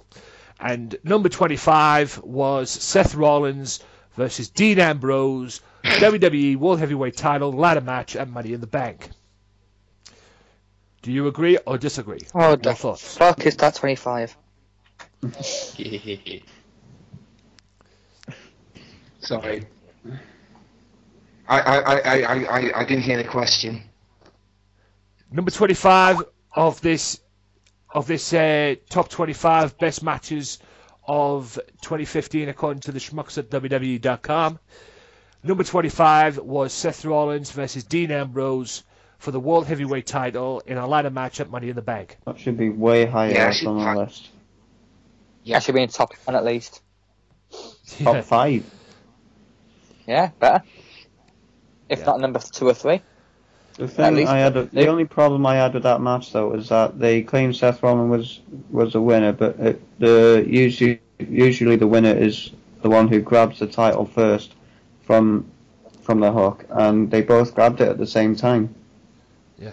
So technically that should have ended in a draw, but they classed Seth Rollins as a winner because he held on to the title after they fell down. The champion retains. Was that the one where? Oh no, that was an elimination chamber. But then Dean, when he stole the title. But then Dean should have been given a rematch, and he wasn't. Yeah, this is true. This is all true, ladies and gents, all true. And like I say, in my opinion, that match should definitely be a little bit higher than 25. Number 24. What the fuck did they put this one in for? Because this one was a botch match, in my opinion. Oh God. 24, the Dudleys, Tommy Dreamer and Rhino against the Wyatt family, Extreme Rules, on Raw, December 14th. It begins. I swear this was a botch match. I'd agree with you. This has no business being there, frankly. What's the time period of this? Is this meant to be last year? No. 2015. No, not for me. Yeah, 2015. No. I think in principle it was a great match, but in execution, no. I think that might be the only reason why it's on this list. Yeah. I would probably think, now thinking about it, I probably would agree with you. Daz, Craig, Michael? That match was essentially a nostalgia match, wasn't it? Yeah. And how many times did they need to revive ECW? Yeah, it was a nostalgia match in respect. Yeah, I was going to say it was a nostalgia match in respect of the group, not the Wyatt family, the other group, ECW, Dudley's, Dreamer, and Rhino, because Rhino was on NXT. All I can say about that since. Yeah, Rhino was on NXT. Dudley's came back after SummerSlam, and Tommy Dreamer must have worked up some sort of a deal with him in WWE in terms of his promotion. Hardcore. Is it Hardcore Heaven? Hardcore, that's it there. Yeah. I think the only company that WWE will not name for the life of God is Impact Wrestling, and no one can understand why. Yeah. I swear at one point that WWE were trying to do a deal with Evolve and make them like a developmental territory as well. That's still being heard. Yeah. That's what I'm hearing. Yeah. Anyway, number 23. NXT Tag Team match, NXT Tag Team title match from TakeOver Brooklyn. Blake and Murphy versus the Vaudevillains. Ooh. I've said this before. They should not have taken the titles out of the Vaudevillains. Then, like, if it was that one when they took it off him, or was it a rematch? No, that was the one where I think that's the one where the Vaudevillains won the titles for the first time. I believe. Because I believe didn't Blue Pants come out and manage the Vaudevillains? They surprised Blake and Murphy with that because Blake and Murphy had Alexa in their corner, so they thought they'd bring out Blue Pants and make it even. Yeah. What do you guys think of that? Daz, got anything to say on that one?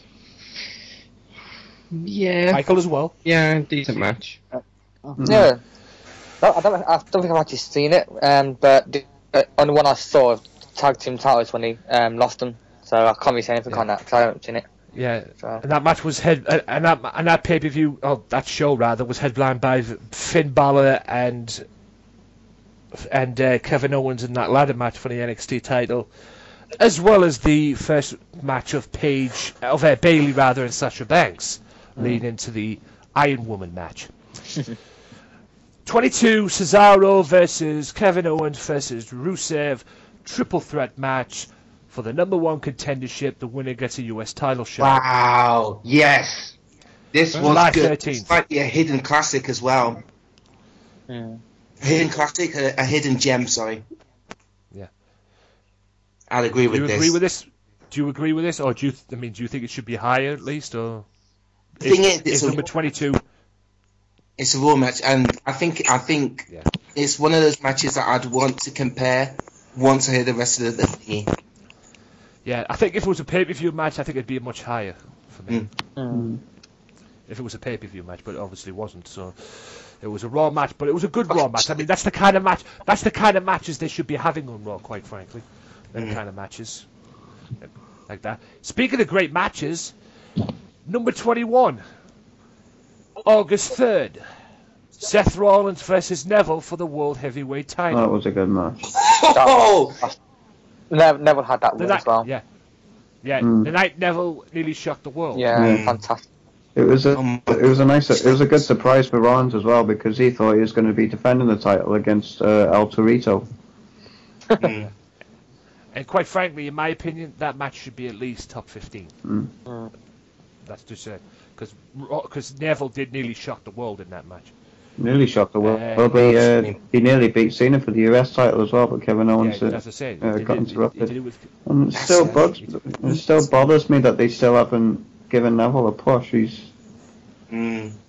stuck in limbo or something. From day one, I see Neville. I thought he's going to be one of the best. And when that Red Arrow, he never watches it. He gets it right on target, which I like about him. He flies over the rope and everything. I think they need to give him a title shot now. Forgot. Number 20. Yeah, number 20, I don't remember this match, quite frankly. I don't even know if it took place, to be honest. March 30th on Raw, it was AJ Lee and Paige and Naomi versus Natalia and the Bella Twins. I don't remember this match, quite frankly. When was I this? don't either, but then again, the Bellas are in it, so how can it be memorable? March 30th. March 30th. Sorry, no, what day? What show? Raw. I'm desperately trying to think. No, I think I tend to close my eyes and just dream of vagina, then think of like women's tag team wrestling in the WWE. I really, I mean, there was a good match, but it was a house show. It was like the Japan thingy. But no, that was a triple threat match. So no, I don't remember this match. I don't suppose any of you other guys besides Evan have got something to say about that, because like I say, I don't remember that. I don't remember that match. I don't. I think that's when I had my bathroom break. Next one. Yeah.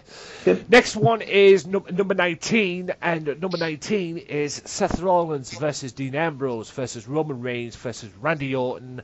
Fatal 4-way match, World Heavyweight title at Payback. This was brilliant. Night, the Shield reunited it was for a brief period. It was a good Shield throwback moment. And then you freaked the fuck out. Yeah, until Ambrose and Reigns looked at Rollins like, what the fuck? Kind of thing. That was... Yeah, but that was And then decent. they put Rollins through the other table, announce table, didn't they? Yeah. No, I just wish they would have just kept Randy Orton now and made it just those three. I mean, I'm sure everybody wants that match. Those three at WrestleMania. Everybody wants to see that match. I put that match up on my games channel. The Shield Explode, I called it. The Mega Powers Explode. The Shield Explode for the world title. Rollins, Ambrose. I think everybody wants to see that match, quite frankly. Yeah, when I was playing WWE 2K14 and they had the special referee option on it, I used to set that match up and make it 2 out of 3 falls type of situation as well. And yeah, you need to bring that back, by the way. There's a lot of things that the WWE games need to bring back, quite frankly. 2K. I miss THQ. Give it time. Yeah. THQ. That's what I say. Give it time. Yeah, THQ were on the ball. 2K. Not yet, but give them time. Yeah, not yet, but hopefully before long they'll get it. I think a lot of people tend to forget that when franchises change companies, they need to remember what the fans like, what the fans enjoy, but also bring their flavour to the table. That's why people like Treyarch.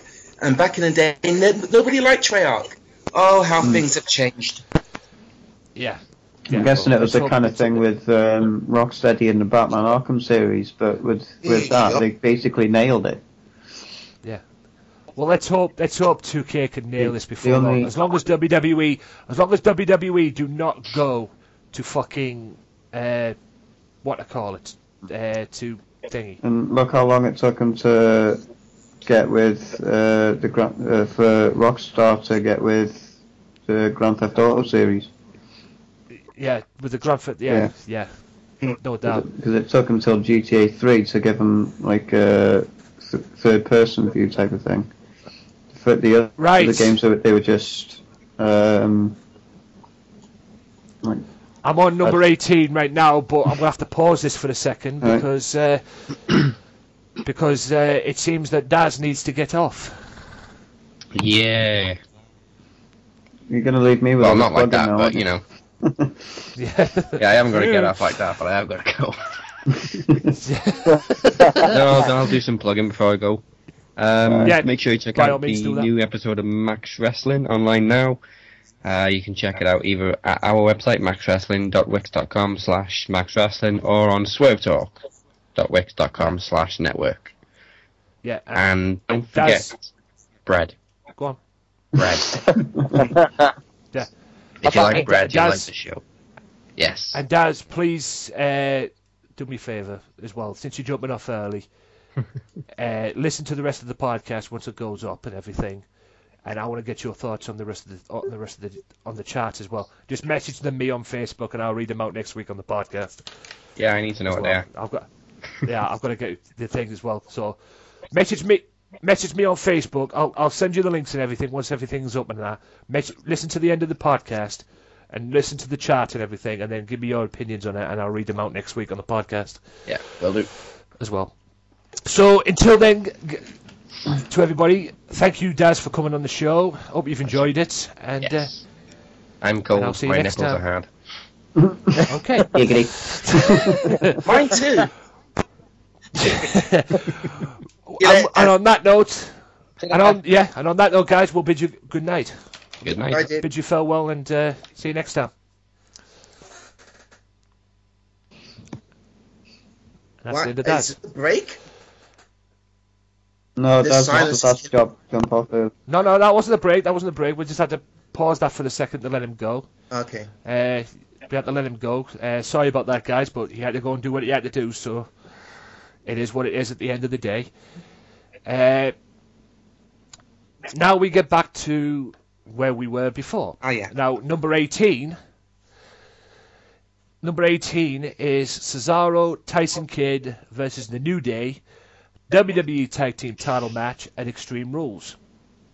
I don't care about that one. Yeah. Wasn't really much. Do you agree or disagree? Shit. It's been a long time ago, so I can't really remember it that well. Sorry, I'm multitasking again. I didn't hear it. WWE Tag Team title match. Yep. Extreme Rules. Yep.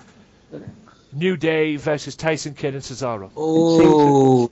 It seems to be good teams, because at first I thought Tyson Kidd and Cesaro were just two people being thrown together as a tag team, but then they really made it work. So it was made a good team with each other. So I think it was all right. Yeah, I actually really enjoyed that.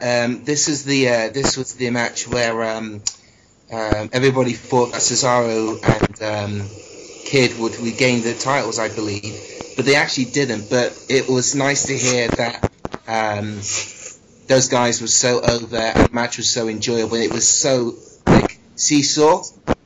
It just generally just worked for me. I remember that match. Number 17 is Sami Zayn versus Kevin Owens, NXT title match, NXT TakeOver Rival. Yeah, that was quite good. Yeah, that was a good match. Yeah, that's great. And Sami Zayn towards the end, he just wouldn't quit. You could tell he was having problems. He just wouldn't quit, and in the end. Was that the one where they had to stop the match? Yeah. Oh god, yeah. Yeah, Sami Zayn had hit his head on the ramp. Yeah. And he was having trouble. Kevin Owens, he was having trouble from there. Basically, Kevin Owens beat the fuck out of him in that match, and that's why they had to stop the match. He powerbombed the shit out of him.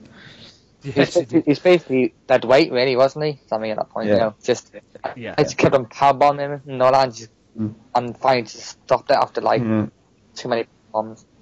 Yeah, Sami Zayn was unconscious, I think. Yeah. Shall we move on? Yep. Yeah. Unless anyone else has got anything to say. Raw March 30th again. Another match from March 30th's episode of Raw. Daniel Bryan, Dolph Ziggler in a Continental title match. I remember that. I don't remember that. That was no right match. Yeah, there's no right match. Remember it. Matches like that are best off on pay-per-view, in my opinion. I know they're trying to get ratings up and Raw and that, but I think matches like that are best off on pay-per-view. That's just my opinion on that one. It was good, but like I say, it kind of sucks when you have a great match like that on Raw and the breaks get in the way. Yeah, and everybody expects and everybody expects you to get the fucking WWE. They have way too many breaks on Raw. You know, it's like they'll have a segment, then they'll get ready for a match, they'll go to a break, then halfway through that match they'll have another break, and it's just annoying. Yeah, and when the match is on, and when they go to a break during the match, they expect you to go and fucking download the app and watch it on there. Yeah, which is anyway. Considering, I think we tend to forget that. Throughout the 3 hours of Raw, there's more adverts than there is of Raw itself. Yeah. What was that you said, Evan? Sorry, I mean the app is fair enough in terms of the ad breaks because it's free television. I think a lot of people tend to forget that. Well, to the viewers of the United States, they're getting a 3-hour sports event for free, whereas the rest of us have to fucking pay for it. Sky Sports. It is what it is. It's the belly of the beast. It's the same thing the same kind of problem that we have with TNA wrestling. Same kind of problem we have with Ring of Honor wrestling. Yeah. I just think at the end of the day, I know WWE is contracted to Sky over here in the UK. They're contracted to them, and that's why they've got this, the Raws on there and whatever. I think that's why they haven't put like Raw and SmackDown on the WWE Network either, because they got all those TV deals to pay out to as well. Yeah. The contract. They don't put it on the network live like they do with the pay-per-views and NXT. They just they add it to it after after a week or something. It's like a week, maybe a month or two. Maybe a month. Yeah, they add it eventually. It's just with they don't put it live because of the TV deals, I think. It's because of it's all because of the TV deal they've got with Sky. Yeah, that's the reason. Yeah. And when the network came up and everything like that, Sky would basically shit themselves, quite frankly. Yeah. So with the rest of the world, network thing. So with the rest of the world outside of the USA Network, frankly, the USA Network can do what the fuck it pleases. It's that paid. Basically the network. I mean, to be honest with you, the USA Network's been home with WWE for many years. Yeah, that's to be honest. Anyway, number 15. Sasha Banks, Becky Lynch, women's title, NXT Unstoppable. Oh, that was an awesome match. And I believe, is this the one? Is this the one where they literally ripped others? Yeah. Is this the one where they literally ripped each other's arms off? Yeah. Because this is. I remember tweeting about. Basically, it's so surreal to have female wrestling and technical wrestling in the same breath. But that's what a lot of that match was. It was a lot of technical wrestling. It was a lot of working the body part, arms, and it was brilliant. Holy shit, Man United just scored. Yeah, Darren just sent me a message. If there's a frickin' Bella match in the top 5, WWE can go suck a cockroach's scrotum. Yeah. Well, we'll find out. We'll find out. We'll find out. Like I said, so we'll find out and let you know. It says it is. Yeah, like I said, that was an excellent match. I mean, I swear one of them was trying to take each other's arms on for souvenirs. I think it was nice at the end of that match for Sasha to leave the ring and let Bayley get the standing ovation. And no, I mean, it would have been better if they shook hands afterwards to show the mutual respect. Yeah. But it was an all-round good match. It was a great ending, and I think it was probably one of my top 3. Yeah, it should have been way higher on the list. I think it's the most underrated female match of last year. because everybody will talk about the Bayley Sasha Banks matches, but they completely forget about the Becky Lynch and Sasha Banks match. Yeah, it's definitely underrated, no doubt. Now, number 14, Sami Zayn's debut on Raw, May 4th. Yeah, against where he challenged did the open challenge. Yeah. The open challenge against Cena when Brett introduced him and he went one-on-one with John Cena for the US title. That was an awesome match considering Sami Zayn's shoulder injury. You got to give it to Sami Zayn for that. He had the injury and then he continued putting on one hell of a performance. Yeah. And just think, he did the injury during his entrance. Yeah. Yep. He put on the steps. When he threw his arms up, he from that moment on he knew something was wrong in his shoulder. Fucking hell. How can it makes me feel like Randy Orton when Randy Orton used to punch the canvas and then he stopped one time. Yeah, that was when he dislocated his shoulder. Well, it was kind of minor up until that point, and then he aggravated when he was pounding the mat. He aggravated it some more, and so. Yeah. If you punch the ring, and your arm breaks, and you try and do it again, don't, because it's going to make the fucking injury even worse. He's slowed it down now. He doesn't do it as aggressively as he used to. It's a shame because I thought it was.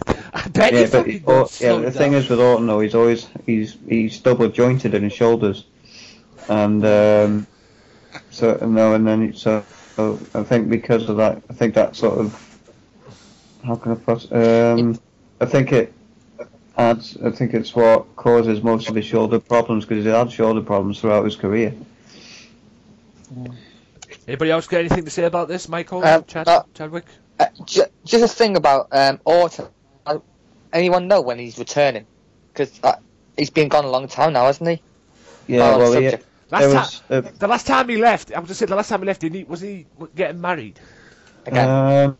Yeah, it was meant to be. I don't know if he was getting married, but I think he's given like a part-time contract, but then he did something to his shoulder while taking out the trash. So I think he's on another shoulder injury. And he somehow did that when he was taking out the trash. So I don't know how he done it, but. Okay, time for the first ball busting of the chart, ladies and gentlemen, and hopefully all three will get involved in this, because I know they will, whether you agree with this or not. Number 13 was Roman Reigns versus Cesaro from November 16th episode of Monday Night Raw. Yeah, it was a good match. I actually have nothing negative to say about this. Did that end up in a double count out or not? No, I think it was the world. I think Reigns beat him. I think it was the world championship tournament, and Roman won, obviously. Yeah, Roman beat him. Yeah, but but Cesaro did bring the best out of him in that match. Quite frankly, I'm still struggling to comprehend why Cesaro hasn't been given a push. He's put on tremendous performances every time he's in the ring, and then he's injured, isn't he? Now? Yeah, he's out with a shoulder injury. But when he comes back. Hopefully when they come back they'll still keep the tag team. Vince has said that he doesn't connect with the fans, but does he not see the Cesaro section signs in the audience? Bullshit. That is complete asinine. He obviously needs glasses, and if that's the case, because he needs to Cesaro's section in the audience. He needs to step down from the chairman position. Yeah, Triple H could take over that anyway. Yeah, Triple H could take over. Got anything to say about his this? first action is to fire Kevin Dunn as well. Get rid of that fell end. How about stick a sledgehammer up his ass? Is there anyone that needs? I think Jim Cornette would love Triple H even more if that happened. Anyway, anybody else got anything to say about this? No. Great match, great run. Even though we knew what the finish was going to be, I'm happy. Number 12 then. Number 12 is The New Day versus the Usos versus Lucha Dragons in a triple threat tag team ladder match for the tag team titles at last year's TLC pay-per-view. The night Kalisto nearly killed one of the Usos. I was going to say it might have been maybe like 1 or 2 slots lower, but I guess the Salida del Sol off the top of the ladder was just amazing. If we were going about moments in this list, if moments, that would be about that would definitely be a WrestleMania moment, but it was definitely a TLC moment. It would have been better at WrestleMania because then he could have had his own WrestleMania moment type of thing. Yeah. I don't think we'll see anything as violent as the Money in the Bank matches or Hell in a Cells in WrestleManias ever again, because of the amount of money and the amount of protection that they have for their wrestlers. The thing is, though, some of the pay-per-views now are named after match types. Yeah. Yeah, I know. So that's a problem as well. Anybody else got anything to say about that? Michael, you want to get it? All I know, it's a fantastic match. I mean, I gotta say, I went back 3 more times just to watch that match. You know, because that was one of the best matches of all the night. Especially what Kalisto did was just... I put on Facebook about, you know, when JR said about that killed him, when Mankind didn't take God her. Almighty, that killed him. As God is my witness, he is broken in half. That was one of the best matches I've seen in a while. I think it should be in top 5. Yeah. And then Kalisto even managed to get up, and he was close to grabbing the titles as well. Even after going through that. Thinking what's going forward, didn't he then? And got the win. Yeah. If I remember correctly. Twat. Yeah. Cunt. Shall we move on to number 11? Yeah. Yep. Yes, before. Because number 11 is Monday Night Raw's July the 6th episode, which features a US title match involving John Cena and Cesaro. See, another great match for Cesaro.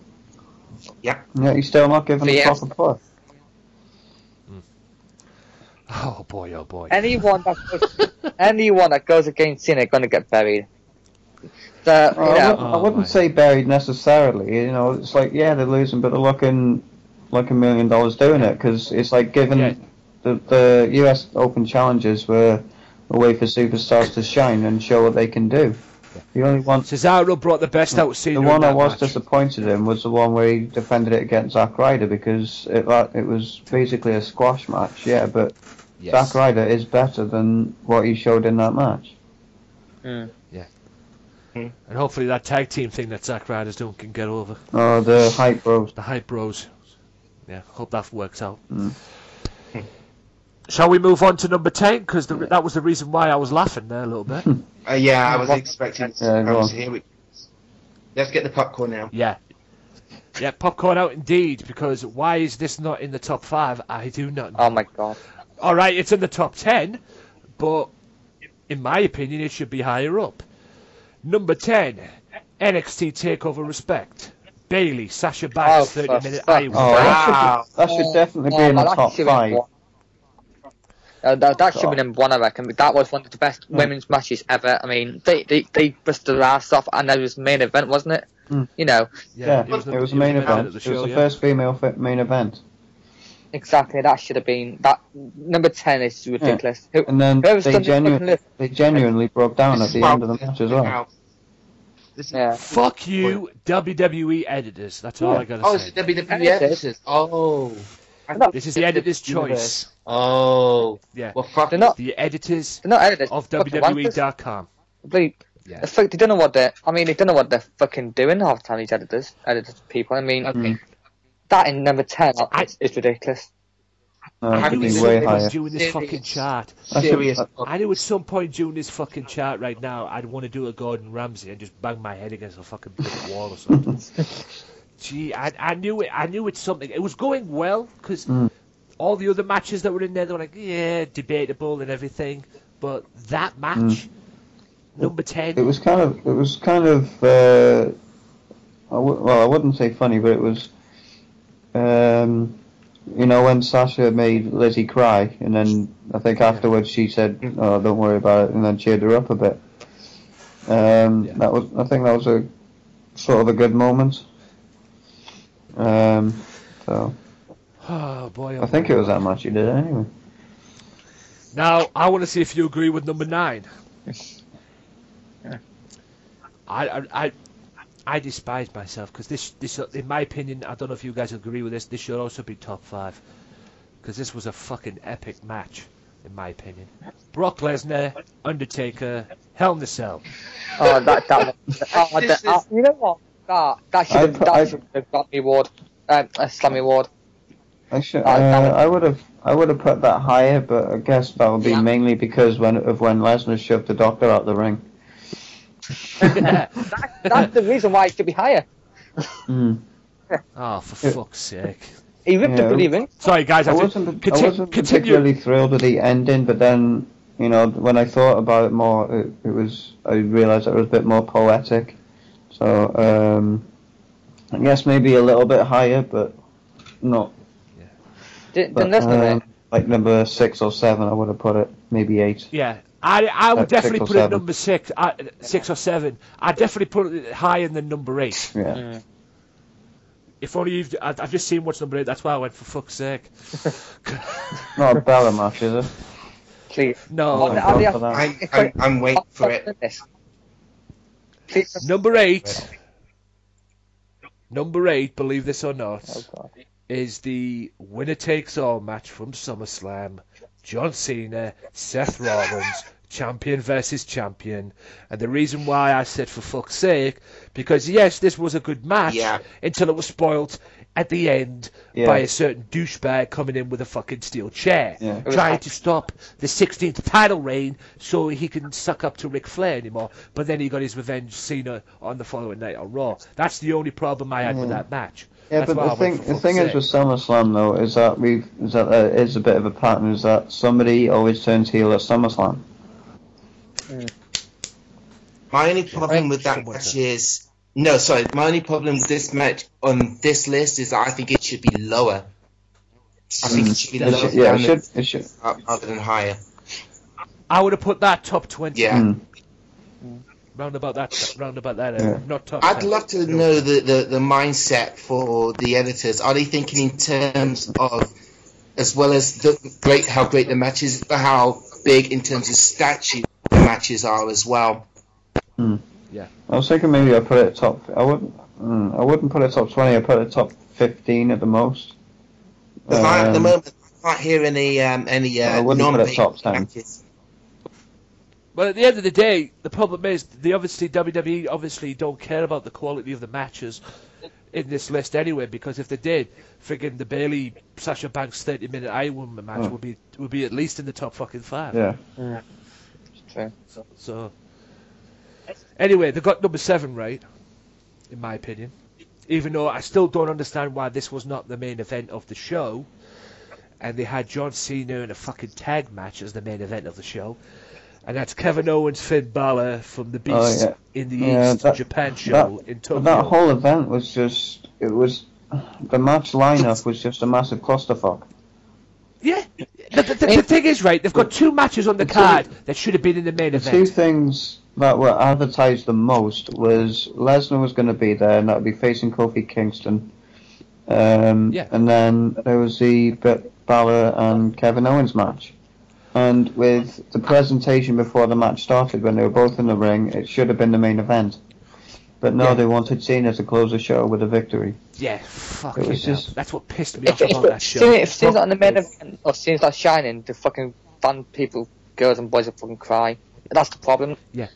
I mean, don't put him in the main event. As a Marks and Sparks perspective, I think we keep seeing this as a pay-per-view when it was nothing but a house show. And I think it was a glorified house show. In terms of how it's structured, and I appreciate you guys saying that it was a clusterfuck, but I don't know. I would imagine that's how the WWE works its house show. The structure of the matches are completely different to how pay-per-views work and how TV shows work. Yeah. Tell me this though. The Brock Lesnar Big Show match in New York. Right. That was the only match advertised for that event. Yeah. Was that the main event of the show? I don't know. No. It was the John Cena, Seth Rollins in the cage. Steel cage match, which was also brilliant. Yeah. You build 2 house shows around Brock Lesnar, and he's not the main event. Stupid. It just blows my mind. Well, Brock was part part mostly advertised for the show in Japan. I think, I was going to say Brock Lesnar, Beast in the Far East, or Beast in the East. You know, you'd think you'd have got the main event slot, even if it was 5, maybe 10 minutes of him bouncing around the New Day. I'd have enjoyed it. I think that's the thing. I think in terms of TV, for us to enjoy as TV, it was built around Lesnar. The whole structure of the house show was completely different. Well, number 6. Go on, Michael. It's probably just me, but isn't anyone think why Kofi Kingston could be someone decent? Because Kofi's gonna get killed. I mean, they could have gave him someone like Cesaro, couldn't they? Probably a bit better. Yeah. Or Bray Wyatt. But let's face it. If you had to pick one member out of the New Day group, it would be Kofi Kingston. Oh, Juice Woods. One Xavier Woods doesn't really wrestle anymore, does he? He only does 6-man tag matches and stuff. He's awesome as a manager, to be fair. Yeah. Am I the only person here that has any love for Big E? I love Big E. Oh, I like Big E too. Don't get me wrong, but I'm just saying, out of the 3, if you had to pick one guy out of the 3, Kofi Kingston. Yeah. To be honest, I wouldn't mind seeing Brock Lesnar versus Big E. I would like to. The thing that bugs me about Big E at the moment, though, is that with his current mic skills, he sounds like a gospel preacher, and it just does me head in. I like it. The Christian background, so I wouldn't like it. Before he comes down, number 6. It's great what he does. I don't know why, but I just like it. I like it what he does before he starts New Day theme song. It just tells that. Number 6, ladies and gents, boys and girls. Okay, moving on from that quickly. Let's see what you guys think of this. Number 6 was the number 1 contenders match at last year's Fastlane between Daniel Bryan and Roman Reigns. Yeah. Winner goes to face Brock Lesnar at WrestleMania, and we all know who won that one. That was actually a pretty good match, considering Bryan was probably still sort of recovering from his neck injury. I thought it was a pretty good match. I liked it actually, and I also liked the storytelling from Bryan's perspective, because everybody in Granny knows that it's going to be Reigns, but they had a fucking good, violent fight, and that's all that I remember. I don't remember the ins and outs of it, but I remember it being fucking physical and violent. I remember they had a pretty decent build-up to it as well. Yeah. Again, I can't fault that one. But, again, I think I'd put that one lower. Yeah. Not about it, Michael? Low, but like top 10. Yeah. I think one good match in Fastlane, really. I mean, apart from the Sting to place stuff going on, I think that was a pretty good match. But I thought I would see Bryan win it, but obviously Reigns won it, and I thought because they put Bryan in there, I thought there was a 50-50 chance that they were going to change it and put Lesnar against Bryan, but I guess they didn't know the full extent of the Bryan's neck and how that would react to the situation. So you never can tell with bookings. I mean, sometimes we can see it coming from a mile off, but every once in a while you kind of think, could they? Would they change it? Well, it's like a 50-1 shot, but fuck it. I like living in those expectations. I think they changed it the year before when Batista won it because of the amount of outrage they got from the Royal Rumble. People just didn't get it. They rewrote the show a couple of hours just before Raw went live. So. Yeah. Right, ladies and gents, we have entered the top 5. Now let's see if Daz's theory about a Bella Twin being in the top 5, Bella Twins match being in the top 5. Oh no! Comes to do. That's 5. Let's see. Number 5, NXT Women's Championship match from NXT Takeover Rival featuring the 4 Horsewomen: Charlotte, Sasha Banks, Bayley, and Becky Lynch. Holy shit! Was that last year? Yeah. Fuck! Yeah, that was not long that's after. a hidden gem. That must no. Yeah. And that's all. That's all four of the horsewomen, isn't it? Shit. Yes, that was actually a pretty good match. That was when Sasha Banks won the title, wasn't it? Yes, when Sasha Banks. I believe so. Yeah, it was a really good match. And I thought they're probably aiming for WrestleMania, but since What to Call It's not up from NXT, Bailey, I think they've had to stick with the triple threat. I said this. Oh, I said this on our show. I'm going to say it on your show. Bailey and Finn Balor, I think they will both drop their titles and they will debut the night after WrestleMania. Because that is I guess it depends on how the extent of Balor's injury at the moment, though, doesn't it? Yeah. Well, Bailey, plus if Balor was to debut, I think it would make more of an impact if he debuted on the main roster as a demon. I don't think there's only one. I was going to say there's already one demon on the roster, and that's Kane. Yeah, hey, there's a match: Kane versus Finn There's Balor. a couple of matches I'd like to see. You know, there's Balor and Kane, Balor and Bray Wyatt. I think they could run with the Balor and Wyatt feud. Yeah. When they released the entrances for 2K16, they had Balor and Rollins. I think that would be a good match. Balor and Neville. I was going to say, I was just thinking there. I mean, go back to what Evan said about them two debuting on Raw the next night after WrestleMania. Heck, it worked with Paige. Paige debuted the night after WrestleMania and won the Divas title. That was an awesome moment. Yeah, but the problem was it was badly booked. Yeah, it was because it was like really AJ needed time off to go marry Punk, and then she basically was the host. She was keeping of the belt. They said, so we're gonna have to, put the title on someone. Oh, we'll bring Paige up and then you can have the title back when you return. I think it was poorly booked for when Paige had to drop the title back to AJ. But up until that point, I realised it was alright. But I think what you guys were saying in terms of Paige being the leader of the Divas Revolution, I think that was the beginning of it. Particularly, I remember SummerSlam coming along, and the first time in a long time, I actually gave a shit about the women's match.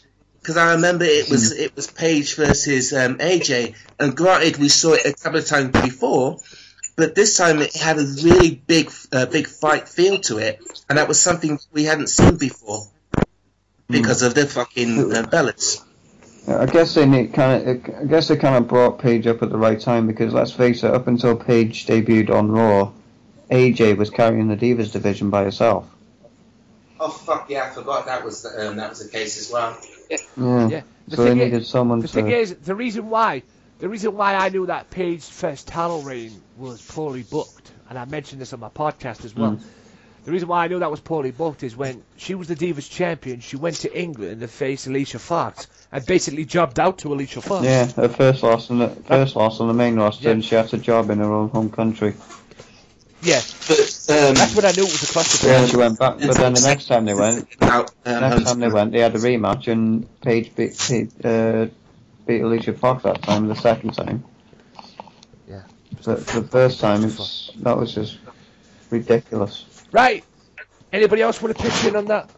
Or shall we move on? Move on, I think. What was that? What was that, Evan? I'm cooking bagels. Okay. On that note, we'll go to number 4. And number 4 was the WrestleMania main event of 31. Oh, Lesnar and Roman. Lesnar, Roman Reigns. That match. Go on. It was. I wouldn't put it in the top 5 because it was okay, but it was mostly Lesnar with suplexes, and then Roman made a bit of a comeback, and then Rollins came in and cashed in. I remember that match being extremely violent, but yeah, it was extremely one-sided. I have an issue with this because it was like basically one-sided, and until Rollins cashed in, I wouldn't have put it in the top 5. And that's exactly what I was going to say. I'd certainly put this in the top 10, but not top 5. And this goes back to my point. I'd love to know the thinking in terms of the rules and the stipulations for this top 20, because the more we get into this, the more I think this totally sounds like, in terms of significance, in terms of importance, in terms of the future of the WWE. Because if that's the case, then this deserves to be in the top 5, because it literally changed the landscape of the WWE. Anybody else got anything to say about that? Well, all I got to say is that main event. I'm sure it was that one where Brock Lesnar actually burst himself open for real, wasn't it? Because Reigns had shoved him into the ring post. Yeah, that was the birth of. That was the birth of the now Suplex City. Technically, it was a SummerSlam before, because he did 16 of them to Cena. But that's when he first said Suplex City, bitch. WrestleMania was the first time he said Suplex City, but the whole Suplex City thing came before then with the fucking John Cena match in that SummerSlam. Which, by the way, should be on this list, and if it's not, I'm going to be cross. That was in 14. That one, 2015. Yeah. No, 2015 was seen in Roland. Oh, fair enough. The champion, the champion. And that was champion. I remember, because we hadn't seen because Lesnar was the champion, but Lesnar kind of came out every once in a blue moon, which I liked again because it brought weight to the championship. 2014 SummerSlam, the destruction of Superman. Yep. Which should be the title of a fucking Superman book, by the way. I wonder how many little kiddies cried because Cena lost. Oh, I fucking pissed myself laughing. I was enjoying every minute of it. I want to lick the tears of your fat, ugly kids. That will make me happy. I hate your. Well, number 3 was John Cena versus Kevin Owens from Elimination Chamber. Wasn't that the one where Kevin Owens beat him? No, that was Money in the Bank. I would have said Money in the Bank myself. That would have been the top 3 then. No, wait, I think Money in the Bank was a rematch. Yeah, it was, wasn't it? Because that's where Elimination Chamber's where Kevin Owens. They announced the rematch just after. Yeah, it was the chamber, yeah. Well, I was going to say, alright, I'll leave that one in then just for that case, because I was going to say, I mean, this just blows my mind about 2015. Well, they're both good matches, bullshit. But this what blows my mind about 2015 and the bullshit that is the Slammy Awards. Neville gets Best Breakout Star. Here it comes. Yeah. What about Kevin Owens? Yep. I'm just saying. Yeah, I agree with that. Kevin Owens is, as much as I like Neville, I think he deserves a better push, because he's basically stuck in limbo in the moment. But look, Kevin Owens has been more of a breakout star because he's had more rivalries, more mic time, and all that. Yeah, exactly. I mean, all the respect in the world to Neville, because he is, and he can be, God willing, and he's one hell of enough WWE booking. But he hasn't done it. He didn't work. He didn't do it hard enough. For me. Kevin Owens fucking came on in his first pay-per-view match and beat John Cena. Then won the Intercontinental Championship. Really put all the blame on Neville though, because it's WWE booking. It's booking. It's the booking. That's the thing. Point, they haven't booked him right. I mean, SummerSlam 2015, he's in a tag match against Stardust and Wade Barrett, and his tag team partner is a fucking guy from a TV. The thing is about that is that Stephen wanted to be a part of a wrestling event, and fuck me, Chelsea have scored. He wanted to be a part of a wrestling match, and I think Vince or someone must have said no, and they wanted to hold his hand, so they gave him Neville, which, to be fair, was kind of fair, and in another sense was kind of shitty in their sense. Is someone fighting? I mean, don't get me wrong, the guy did well. He did well for what was expected, because I thought he was going to stick. I thought he was going to stick the joint out, and the guy did do well, but really, just didn't work for me anyway. Did it be best off having Neville in a handicap match? Quite explain to me, like I'm 5, why on God's green earth, why they couldn't have just booked Stephen by himself? Because he can't look after himself. The nigger is built. Have you seen Arrow? The nigger is built. He can look after himself. He's not The Rock. He's a young upcoming Canadian actor who's fucking boss in my eyes, actually, and he's a friend of Stardust. Let the nigger work, straight up. Yeah, and he was good. Like I say, he did very well for what it was. Well, so I just would have liked to see him more of him. I would have liked to see that a filler match more than anything else. Yeah. Now I'm pissed off. I'm extremely pissed off. Okie dokie. This is because number 2 and number 10, in my opinion, should be the other way around at the moment. Okay. Although I would have dropped number 2 to at least maybe a 5. At the I would have put the Mania main event. Sorry, but before you announce it, the Mania main event one, replace that, switch that around with the Bayley versus Banks slot. So I want them to go around as well. Well, yeah. Well, number 2, speaking of Bayley versus Banks, number 2 is Bayley versus Banks from Brooklyn. Again, no. You know what I think it is? I'm convinced now. I'm definitely convinced. These are the matches that changed the WWE environment. So if it wasn't for the first, which one changed the thing the most? Oh yeah, no. But we wouldn't have had this. We wouldn't have had that match in the first place if Sasha kept her title. Yeah. So. Yeah, but I think it was that point where Sasha had made a main roster debut. Yeah, Sasha did make the main roster debut, and it's like you guys were saying, if you're the women's champion or the NXT champion or the fucking tag team champions, and you're gonna go to the main roster, you have to find somebody that was credible to replace you as the champion.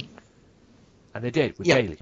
I don't think they did with Paige. That's why they ended up stripping her of that, and then they had another that's what I'm saying, stripping the title. The thing is that everybody knows that the NXT women's division is so much stronger than the WWE division.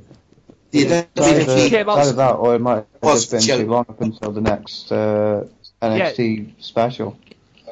Yeah, she comes out on Raw the first night after WrestleMania, wins the Divas title. She's still the women's champion, and fucking Bradshaw, GM, fucking strips her. Yeah, that was shit. I mean, whatever happened to Rob Van Dam? I mean, if you forgot what Rob Van Dam, didn't he hold the WWE Championship and the ECW title? Yeah, he stripped. Oh no, he didn't strip. Fucking bitch. He defended the ball. He lost the WWE one in a triple threat against Cena and Edge. Yeah. And eventually lost the ECW title to Big Show. I mean, you could have had Paige. You could have had Paige defending the women's title and then never drop it at a takeover event or something, and then you would have then you would have the audience from Raw and SmackDown interested in the NXT product. You don't need to make a fucking kids TV show for NXT when there was opportunities to bridge the relationship between the two audiences. It was in the palm of your hands all along. You didn't need to make stupid gimmicks, as we've seen late. Anyway, here it comes. 1, Brock Lesnar, John Cena, Seth Rollins, triple threat match, heavyweight title at the Royal Rumble. What? The Royal Rumble main event match. I think the highlight of that one was when Seth Rollins attempted a Pheniox splash, and I say attempted because I don't think he hit the mark properly on Cena. It was still an amazing match, though. The only thing that I would complain about this is that it didn't really change anything. Oh, no, I tell a lie, actually. I think it changed our perspective of Seth Rollins, because before then, we knew he was good, but we had no idea he was that I think that match for Rollins was a chance to shine and see what he could do in that type of environment. No doubt, and he absolutely stole the show. That's why the WrestleMania match was so big. And there you have it, guys. That was the top 25 from WWE Editors.com. You know, if you're listening to this right now, or you listen to this on the YouTube page, let me know what you think. Get back to me. At WM Podcast on Twitter. Get back to me. What do you guys think? Do you agree with what we've just said? Do you think the Bailey Sasha Banks match, the I Woman match that was at number 10, do you think that should be higher? Me personally, and the guys, yes. If you don't, then fuck you. Yeah, exactly. If you don't, then kiss Al. Take what you say. Kiss Al big ass. Take what you say or fuck off. Yeah, exactly. But with that being said, ladies and gentlemen, that is the end of this Wrestling Matters podcast, and now is the time that I step back and allow my guests to plug themselves. So, whichever one of you wants to go first, go right ahead. Got all you three. This is your chance now to plug yourselves. Where can this beautiful social media wrestling community find you on Twitter, YouTube, and wherever the fuck you guys are at? I would plug Max Wrestling, but my partner in crime, Dazzy Dangerously, has already done that. So yep. You can find me at the Pheniox 626 on that Twitter machine. Yep. Michael? You can find me on the Twitter machine at Mike90 Chadwick. And the man himself. And then there was one. Ladies and gentlemen, you can find me at evanmccabe.com. That is evanmccabe.com. You can go to evanmccabe.com for all your evanmccabe.com needs. If you go to evanmccabe.com right now, you can get an evanmccabe.com t-shirt, and especially an evanmccabe.com t-shirt because I jizz on it. Go to evanmccabe.com for more details and terms and conditions. Terms and conditions can apply. evanmccabe.com rules. Your mum sucks out the cock. Also, push me on Twitter. evanmccabe.com. I know them websites are like heaven over as well. Yes. Yeah. And with that being said, ladies and gentlemen, big thank you to my guests for coming on the show. Shout out to Daz as well. Join us next week, or join me next week. You never know. These guys might be back on again next week. We'll wait and see. I'll see how the things go during the week, and you never know. The guys might be back on for another installment. But guaranteed next week on this podcast, ladies and gentlemen, I'll be talking AJ Styles with the one and only, the gorgeous hardcore Rox herself, Roxy from Offshoot Radio and Roxy's Room as well. Can't forget that. Be sure to check her out on Twitter. And until next time, guys, wrestling matters on this podcast, and the truth matters. No phonies on this podcast. See you next time, guys. Peace. Well, enough is enough, and it's time for a change. Professional wrestling, this is it. This is us standing up. Yes, yes, yes, yes, yes, yes. That's 13-14. Make it till death. Dina, I am the best in the world. 'Cause that's the bottom line. 'Cause Stone Cold Simpson.